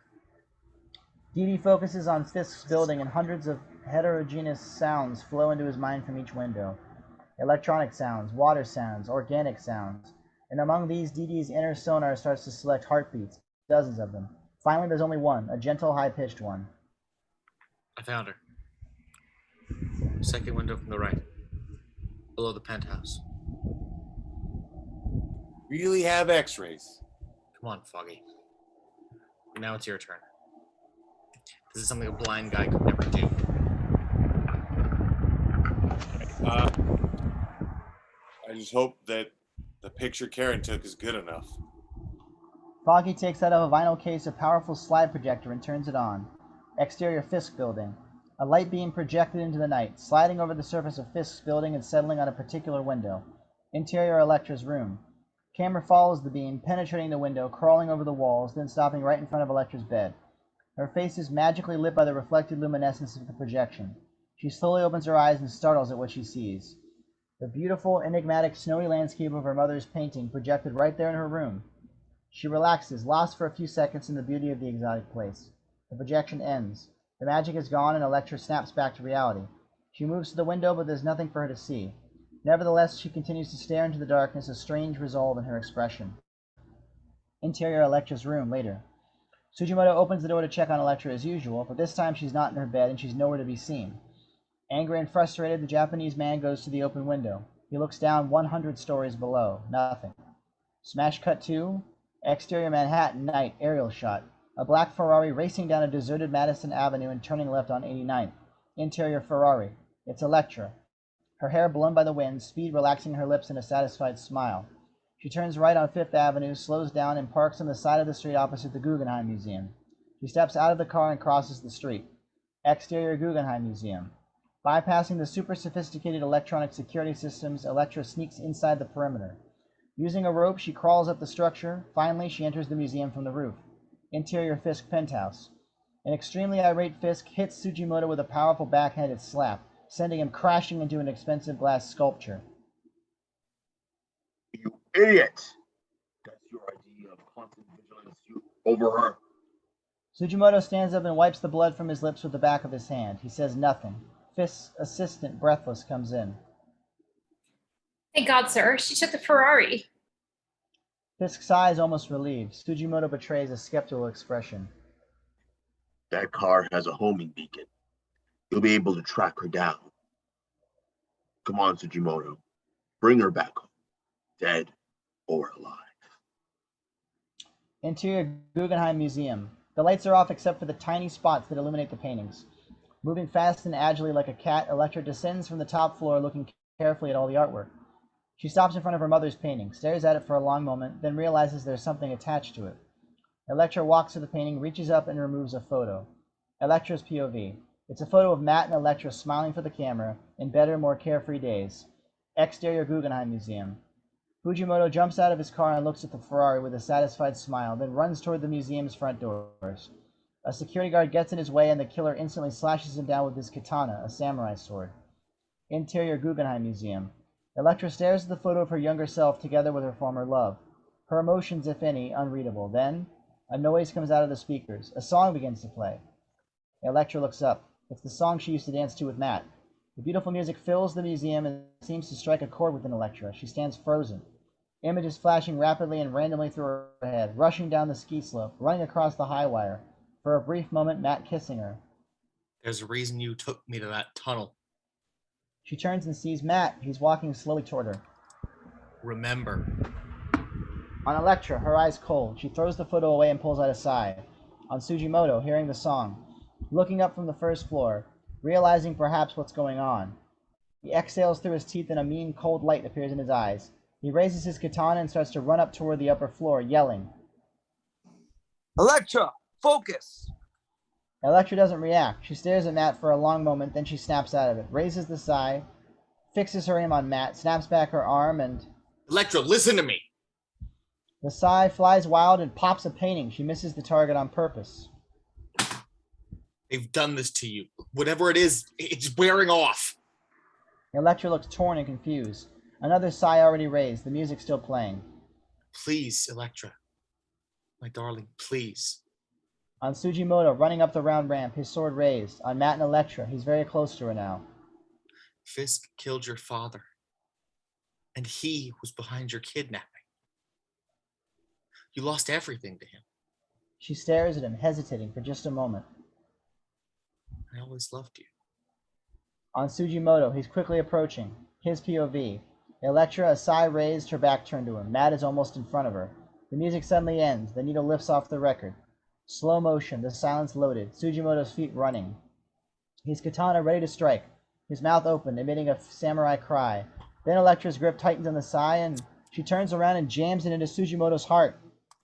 The Japanese man goes down, stricken, and dies with an incredulous look stamped on his face. Elektra turns to Matt. A tear crawls down the side of her face.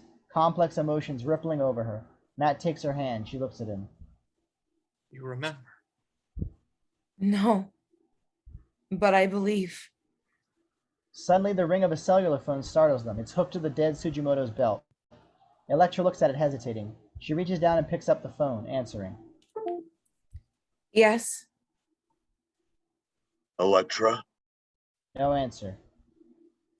Elektra, is it you? Where's the sensei? He's dead. Intercut Fisk and Elektra. Fisk pauses, uncertain.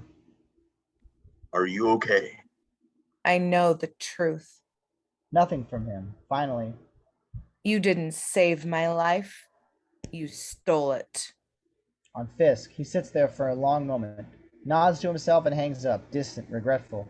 He takes a breath, then to his assistant. They have her. Interior corridor, day. Fisk walks through a dimly lit corridor. His expression is calm but determined. He stops in front of a door and pushes a button. Fisk waits, looking right up into the lens of a security camera. The heavy armored door opens with a buzz. Interior Bullseye's loft. Wagner's Parsifal plays in the background. Fisk enters the dark loft. It looks like a cross between an army museum and a decorator's drug-induced nightmare. Weapons of all kinds are everywhere. On the walls, hanging from the ceiling, display with a sick sort of order on the floor. A giant portrait of Hitler towers over a black leather sofa. In one corner, a decapitated mannequin with a Daredevil costume is pierced, Saint Sebastian-like, by a bunch of arrows. Most people would be horrified by such a place, but not Fisk. He actually smiles at a picture of himself framed in a bullseye with many darts protruding from the center. I like that, Mr. Del Toro. Are you around? I'm afraid I don't have much time today. Fisk is standing still in the middle of the room. Behind him, hanging upside down, coiled like a snake, Bullseye slowly descends from the ceiling. Don't move. Fisk's eyes turn to a crawling black spot on his shoulder. Fisk's POV, a big black tarantula is staring back at him. Fisk doesn't look so impressed. Take away your pet, Mr. Del Toro. If you don't want to see it scrambled all over the walls. Bullseye's hand reaches quickly for the spider and pulls it away, depositing it gently on a hanging bazooka. The tarantula crawls safely inside the gun's barrel. It's nice to see you again, Kingpin. It's been a long time. I need you.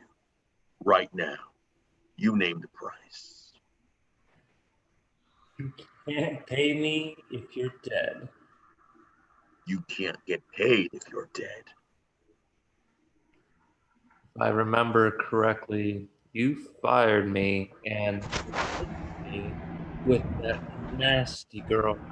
What's wrong? She's not satisfying you anymore? Because I think I'm busy. As I said, I don't have time for this. 100,000. Half now. Half after. 300 grand. Fisk exhales, impatient. And your apologies. A very tense pause. I never apologize, Mr. Del Toro. But I'll give you 500,000 instead. Bullseye smiles, satisfied. I can live with that. It's never about the cash, it's strictly for the pleasure. Dissolve 2, exterior Javits Convention Center, night. Spinning searchlights crawl through the sky overhead. A brightly lit marquee reading Wilson Fisk versus Diane Albright in the battle for mayor. Fisk's limo comes to a stop in front of the golden cage of steel and glass that is the Javits Convention Center.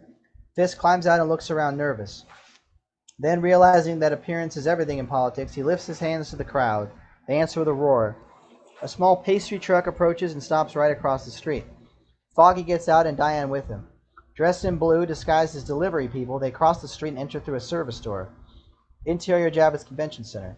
A churning mass of partisan spectators. It's the circus Diane predicted. Balloons and banners and confetti and streamers. People wave Fisk and a few Albright signs. Fisk and Diane, who's now in more formal clothes, are standing at podiums on opposite ends of the stage. They are fielding questions from lines of people arranged behind 2 microphones in the middle of the auditorium. Fisk has the crowd in the palm of his hand. There are even rumor mongers suggesting that I have an interest in this development. Well, I do. Yes, I have the same interest we all do in seeing this city reborn into a place where we won't live in fear of walking down our own streets, of being preyed upon by thugs and murderers in our own homes. Now, who could possibly object to that? The crowd cheers wildly. Camera travels upward to the upper levels of the open interior structure. Lights from below bursting through the spaces between the metallic web. Girders, catwalks. A walkway all the way around the squared perimeter. Yet that doesn't mean that I've paid somebody to burn the whole city to just buy the dust. Off-screen, the crowd laughs at what seems to be a joke. On Bullseye, he's here, kneeling in the darkest spot of a catwalk, wearing his high-tech costume, loading a Psy into a crossbow rifle. He shoves the Psy handle first into the barrel with a ratcheting sound. The Psy locks into place. He carefully shoulders the rifle, sights through a powerful scope.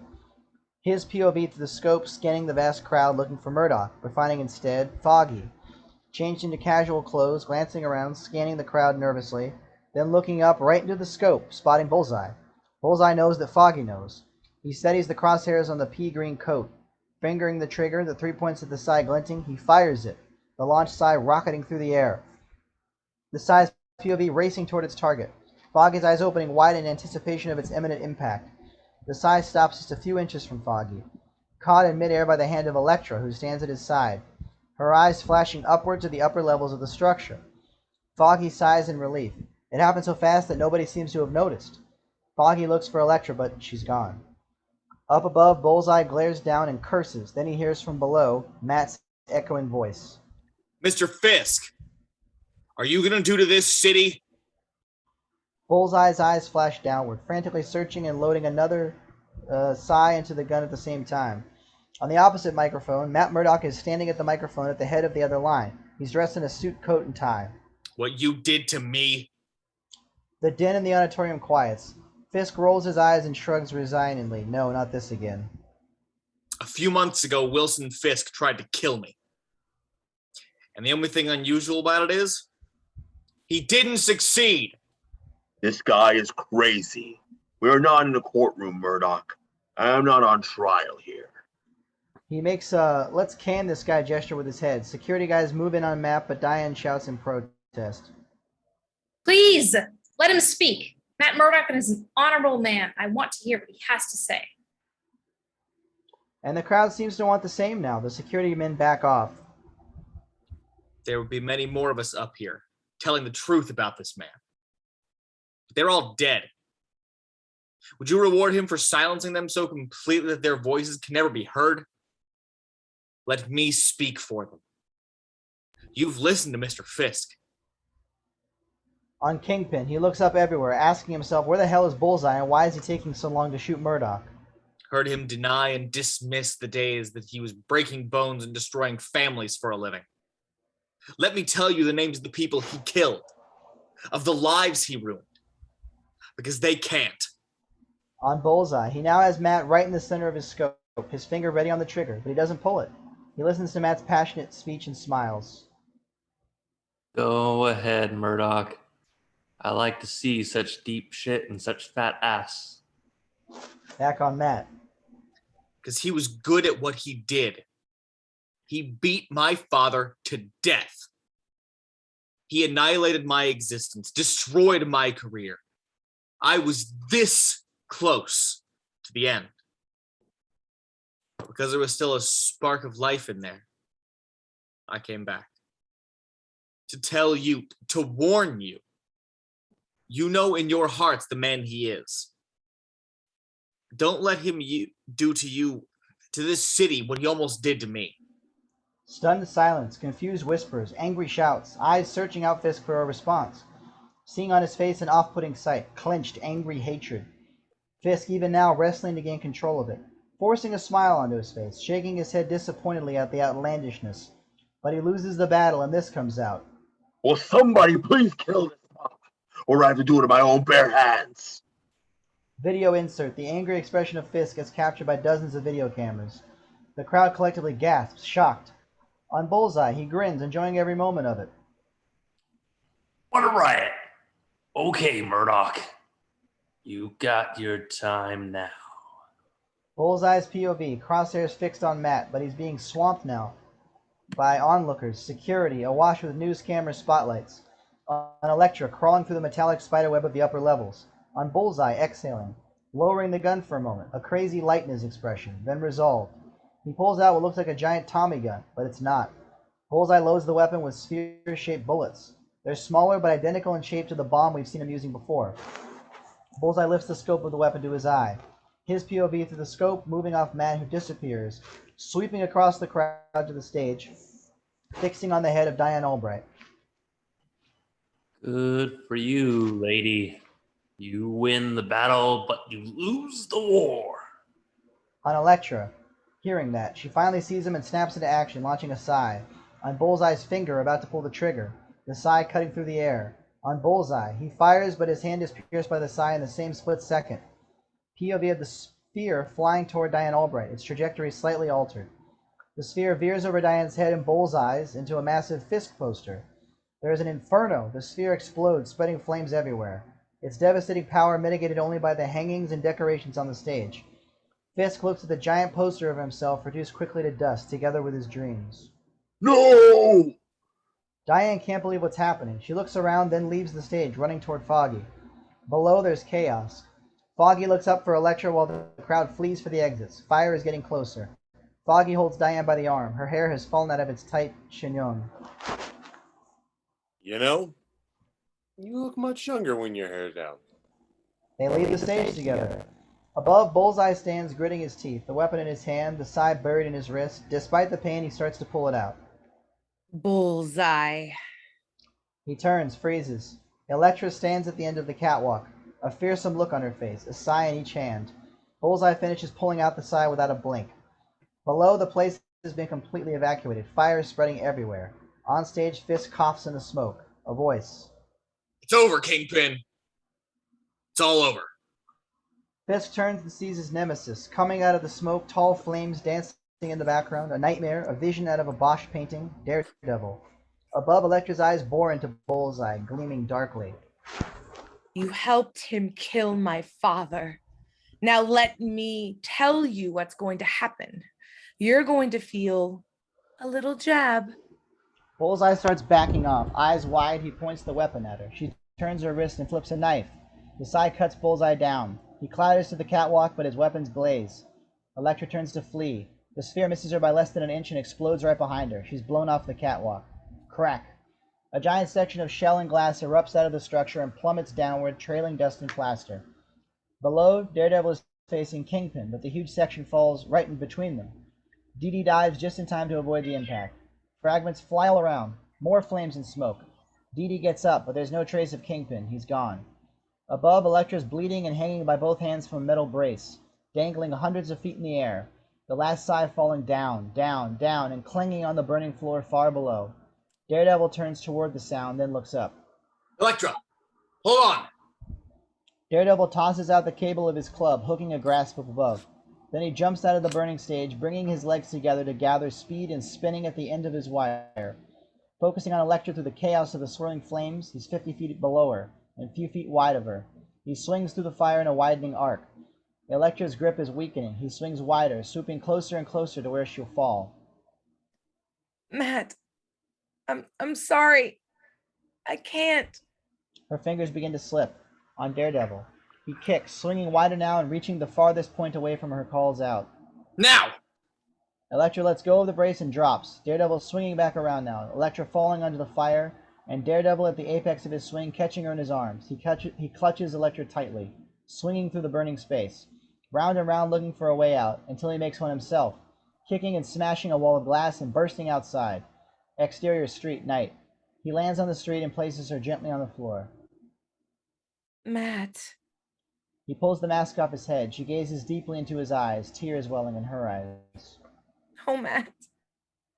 He touches his cheek tenderly, sadly. I love you. I lost so much. He took you away from me. He took it all. It's not over. We still have time. I remember. She trails off, overcome, lost. He tries to keep it together.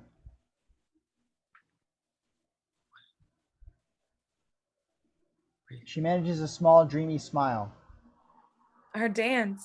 Our last dance. We never finished it. She leans her head against him and he holds her tight. The starry firmament turning dizzily overhead. There's an echo of What Are You Doing New Year's Eve on the soundtrack. I think I'm finally going to see what it's like being there. You know, the edge and beyond. They hold each other, swooning in space. Matt hears Elektra's heartbeat with the music, and then we don't hear the music, and her heart is not beating at all. She's gone. God. Dee can't accept it. He cries, then he starts CPR, pumping her heart and giving her mouth-to-mouth respiration. He doesn't surrender. Please don't die, please! Then, weak, almost imperceptible, a beat.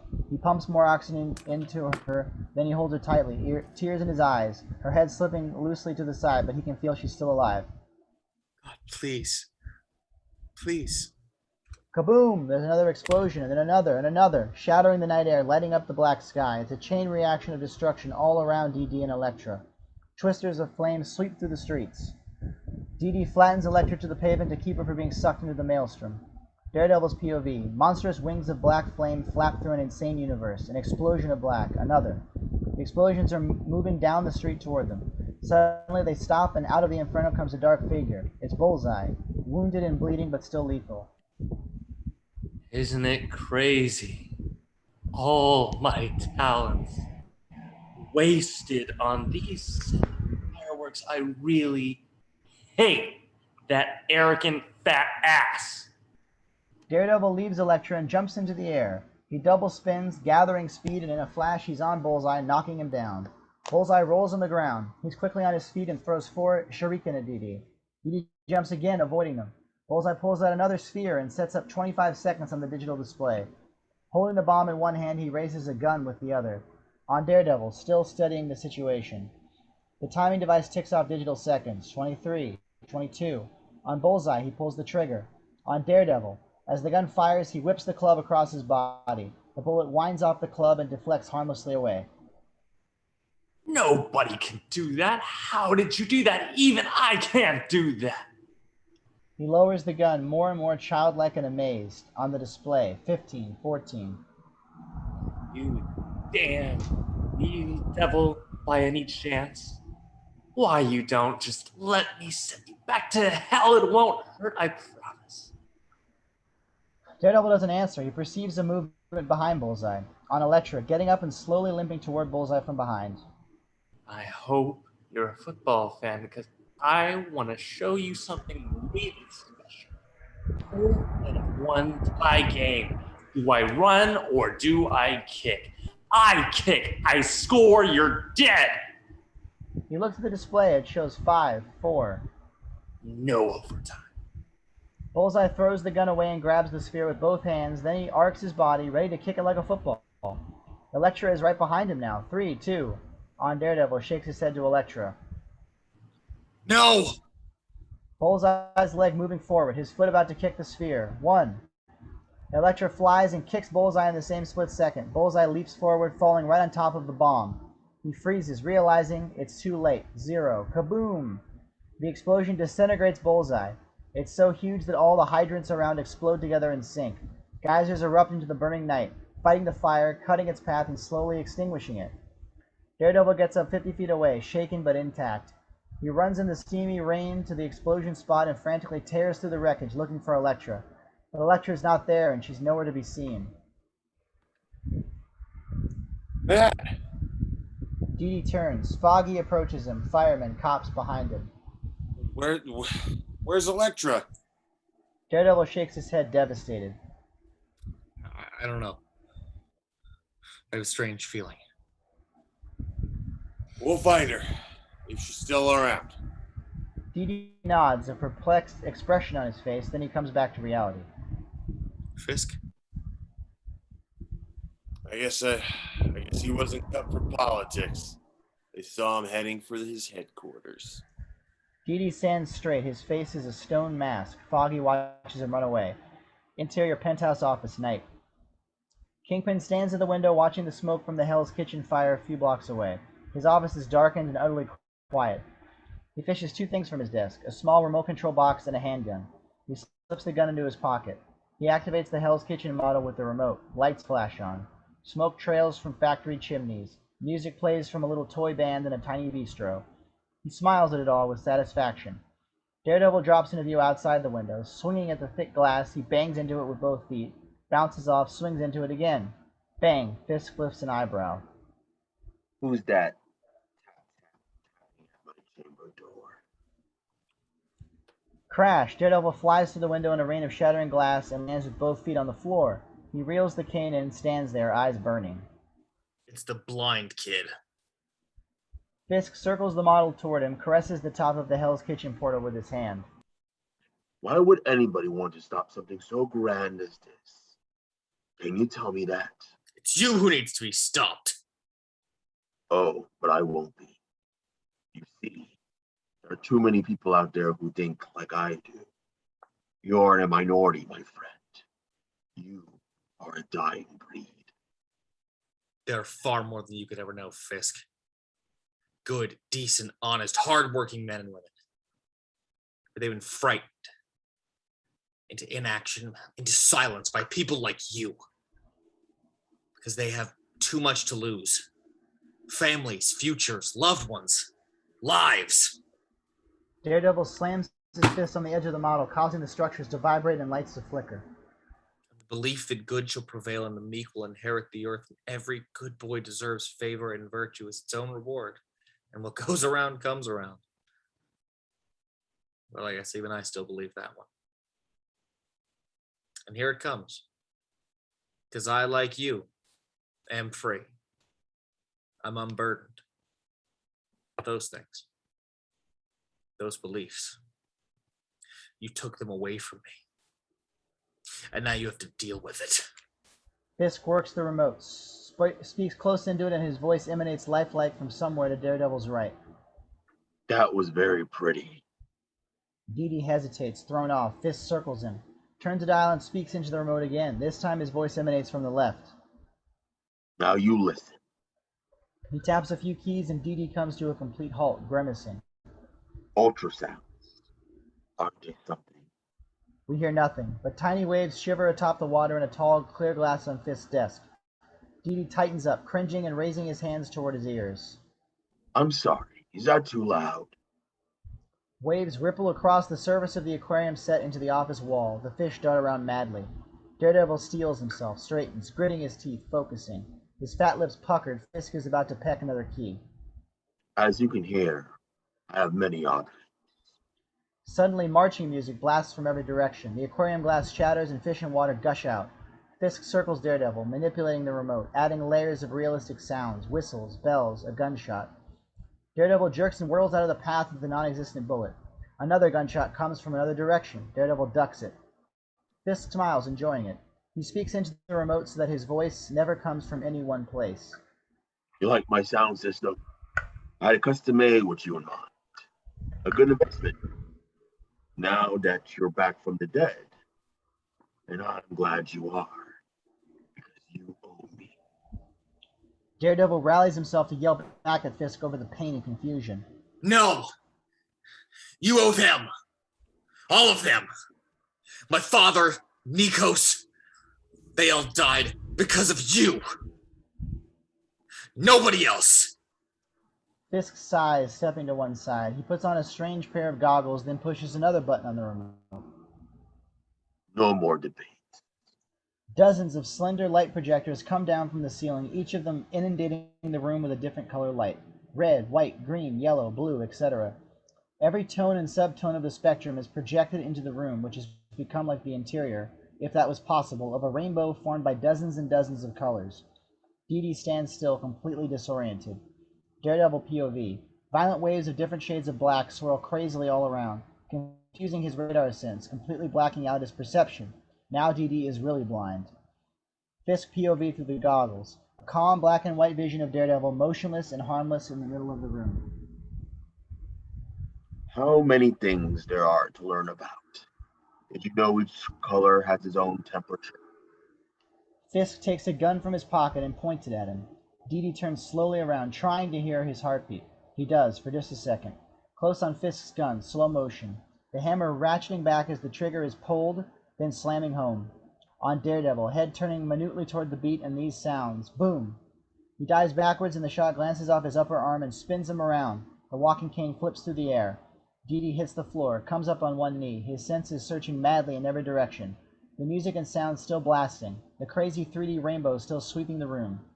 Dee Dee rises to his feet. Fighting through the din, he scans. Fisk thumbs back the hammer. Dee Dee dives as Fisk fires, the shot going wide. Dee Dee rolling into the Hell's Kitchen model, coming up and bracing himself with one hand against a model high-rise. Dee Dee's brow furrowing, his hand curiously caressing the model. Fisk turns the cocked gun on him, fed up, striding toward him. Dee Dee suddenly blurs out of view. Fisk's shot blows a hole in the tiny billboard. Fisk wades into the model, red-faced, determined, turning the gun this way and that. Dee Dee flashes past him. Fisk turns firing. Pow, pow, pow. Shooting up the town, glass breaking and lights popping. Dee Dee steps up onto a church and flips through the air. Fisk fires, the bullet lopping off the church spire. Dee Dee lands next to him and fires a spinning kick at Fisk. The gun is knocked out of his hand. The gun skitters across the floor and comes to a stop near the edge of the wide-open broken window. You forget. I know this part of town. Fisk fires a punch at him and Daredevil ducks, Fisk's massive fist crashing into the side of an office building. Sparks fly and neon flashes. Fisk lets out a bellow. Daredevil smashes headfirst into his midsection and the two men crash through the model like King Kong versus Godzilla. Stores and buildings collapse in their path. It's a titanic battle of brute force versus agility. They crash back and forth. Sparks spray and flame erupts throughout the display. A building explodes behind Daredevil. He turns, startled.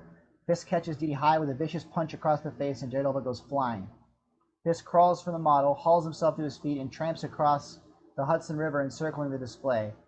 Beaten up, breathing hard, he plucks up Daredevil's cane. Dee Dee rises to his feet in the middle of the devastated city, which glows madly with endless combinations of colors. Smoky flames blaze infernally across the ruined landscape. Disoriented by the chaos of colors, heat, and noise, Dee Dee has lost Fisk. Fisk turns the cane over in his hands. How does this work? I'm referring to your cane. I don't. All your tricks, I sometimes forget that you're just a blind man. Dee Dee steps tentatively to the edge of the display, behind the sputtering Hell's Kitchen archway. Fisk eyes the cane curiously, points it at Daredevil, thumbs the button. The cane top shoots, spinning through the air. The handle glances hard off Daredevil's head and he buckles. The hook clatters somewhere back among the model buildings.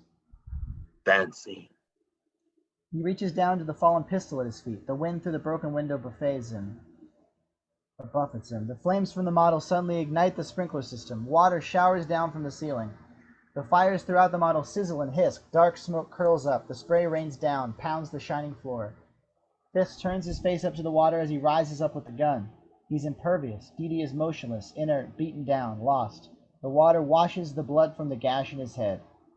Fisk! You can't kill me. Anymore. Fisk smiles at that, points the gun at his beaten quarry. An easy shot. Water courses down Fisk's fat, gleaming face, over his shiny, smiling lips, splattering the small rose pinned to his breast. Dee Dee lifts his head slightly in the downpour, a spark in his eyes, homing in on something, his nostrils dilating. Close on Fisk's rose. In the rainfall, the petals of the small rose ever so slightly begin to bloom. Flashback, Matt placing 2 roses on his father's grave. On Daredevil. He has a target now. He rears up suddenly and swings his forearm swiftly at the Hell's Kitchen archway, knocking it from its moorings. It flies across the floor, skidding over the slick, wet surface straight toward Fisk. He's too big and slow to move out of its path. He staggers back. It sweeps his feet out from under him and soars out the open window behind him. Fisk hits the ground on his belly and slides over the edge after it, his eyes white and wide, one hand gripping the cane as he drops out of sight. Behind DD, the unseen cane hook grapples one of the models and the cane's wire goes taut at his feet, thrumming. DD walks the length of the tight wire, drops, pattering the floor, follows it to the edge over which it disappears. It slides back and forth against the edge with a grating screeching, pulled by some great shifting weight. Daredevil steps to the edge, the wind buffets him. Fisk hangs there, clinging desperately with his sweating hand to the cane, dangling 100 stories over the city. Please. He looks imploringly up at Daredevil. Please help me. His grip slipping, sliding down a few inches, eyes rolling wildly. Please, goddammit. Help me. DD lowers himself to one knee, unhurriedly. He reaches down toward Fisk, hope glimmering in the big man's gaze. I'll show you how it works. Daredevil's hand closes on the cane, slips down to the button. Fisk's brow furrowing suspiciously. Daredevil's hand pauses there. Fisk starts to shake his head. No, just pull me up. DD pauses for a second, his finger poised over the button. Fisk pleading now, desperate. Listen to me. You don't want revenge. Daredevil. An executioner? No. No. You want justice. DD pauses for another second, then... Right. I should forgive you. Shouldn't I? DD leans down toward Fisk with a look on his face we've never seen before. Fierce, savage, cruel. We really think he's going to kill Fisk. But he stretches his arm instead and starts to help Fisk up. This is the moment Fisk was waiting for. Slow motion. Fisk raises the gun that he was still holding with his other hand. DD presses the button. Fisk pulls the trigger in the same moment. On the display, the curved grappling handle hooked on the model suddenly straightens and flies out of the display. It whips across the penthouse floor, the bullet flying inside the barrel. Fisk's mouth opens in horror as he drops away. The bullet flies out of the barrel, but the hand holding the gun is in a different position now, a few inches lower. The bullet misses Daredevil by a few millimeters. On Fisk, eyes and mouth wide, plummeting toward the city streets, screaming. End of slow motion. The scream trailing off in the sound of the wind. DD rises up against the night sky in the open window. There's resolution in his voice. Justice is blind. The wind sends ripples across the flooded floor. The sounds, the colors, and the sprinkler system cease. Camera pans to Daredevil's shadow cast over the dark, ruined Hell's Kitchen display. And then the shadow moves off, and we dissolve to exterior Hell's Kitchen, night, aerial shot. Hell's Kitchen streets are slowly healing from the ravages of the fire. People are back on the streets. Kids are playing again. Life seems to thrive right where death and annihilation once were. Daredevil bursts into frame, swinging through the streets. He stops at the rooftop of Sacred Heart Church. Cut to exterior Himalayan mountains, day. Camera pulls back from 2 moon boots and follows a solitary figure running on the snowy Himalayan landscape. She's dressed in a blue mountain climbing suit. Cut to interior Sacred Heart Church, night / exterior Himalayas, day, cross-cutting. A candle being lit. Camera pulls back and reveals the nun, the one we've seen many times before. She's kneeling and praying in the deserted church. The church door is open. Daredevil steps into the doorway. The nun turns. She stands, staring at him. Himalayas. A grappling hook successfully reaches its grasp. The person in blue looks up at the majestic mountain whose crest, miles above, is hidden by a bank of clouds. Church anteroom. A small dark room of the cathedral. Matt is seated on a small chair. He's dressed in street clothes now. The armored suit draped across a kneeling bench. The nun is seated across from him. Why do I always come here when I feel lost? No one is all alone in this world. Himalayas.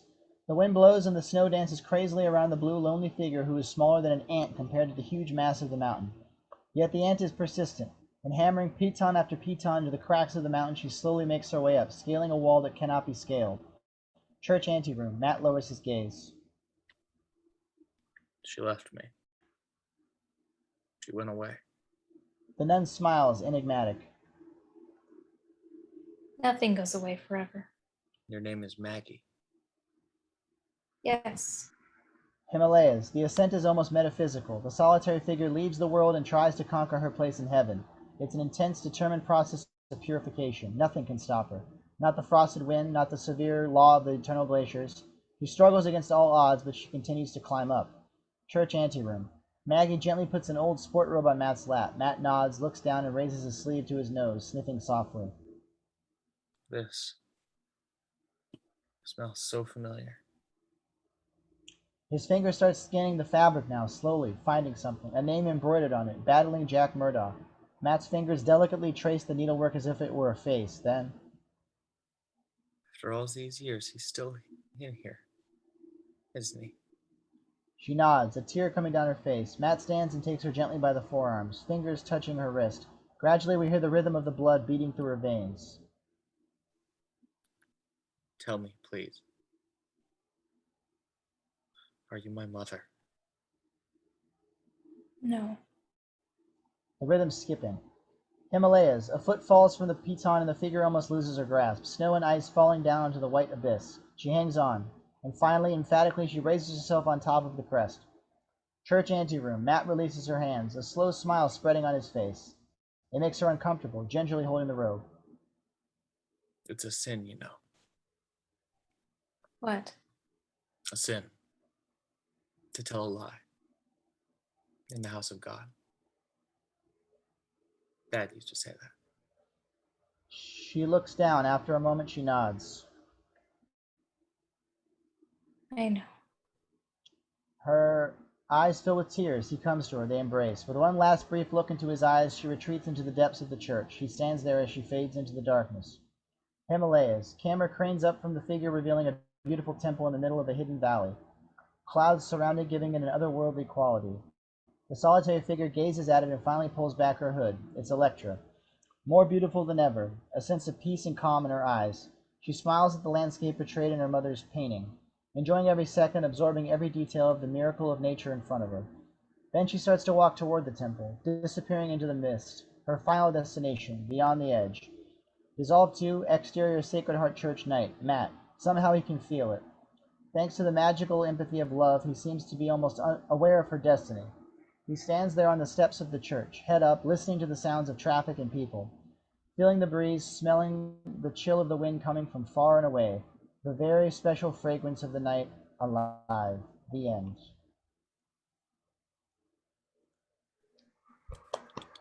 Very nice. Well, that is our Daredevil. See you at the next one.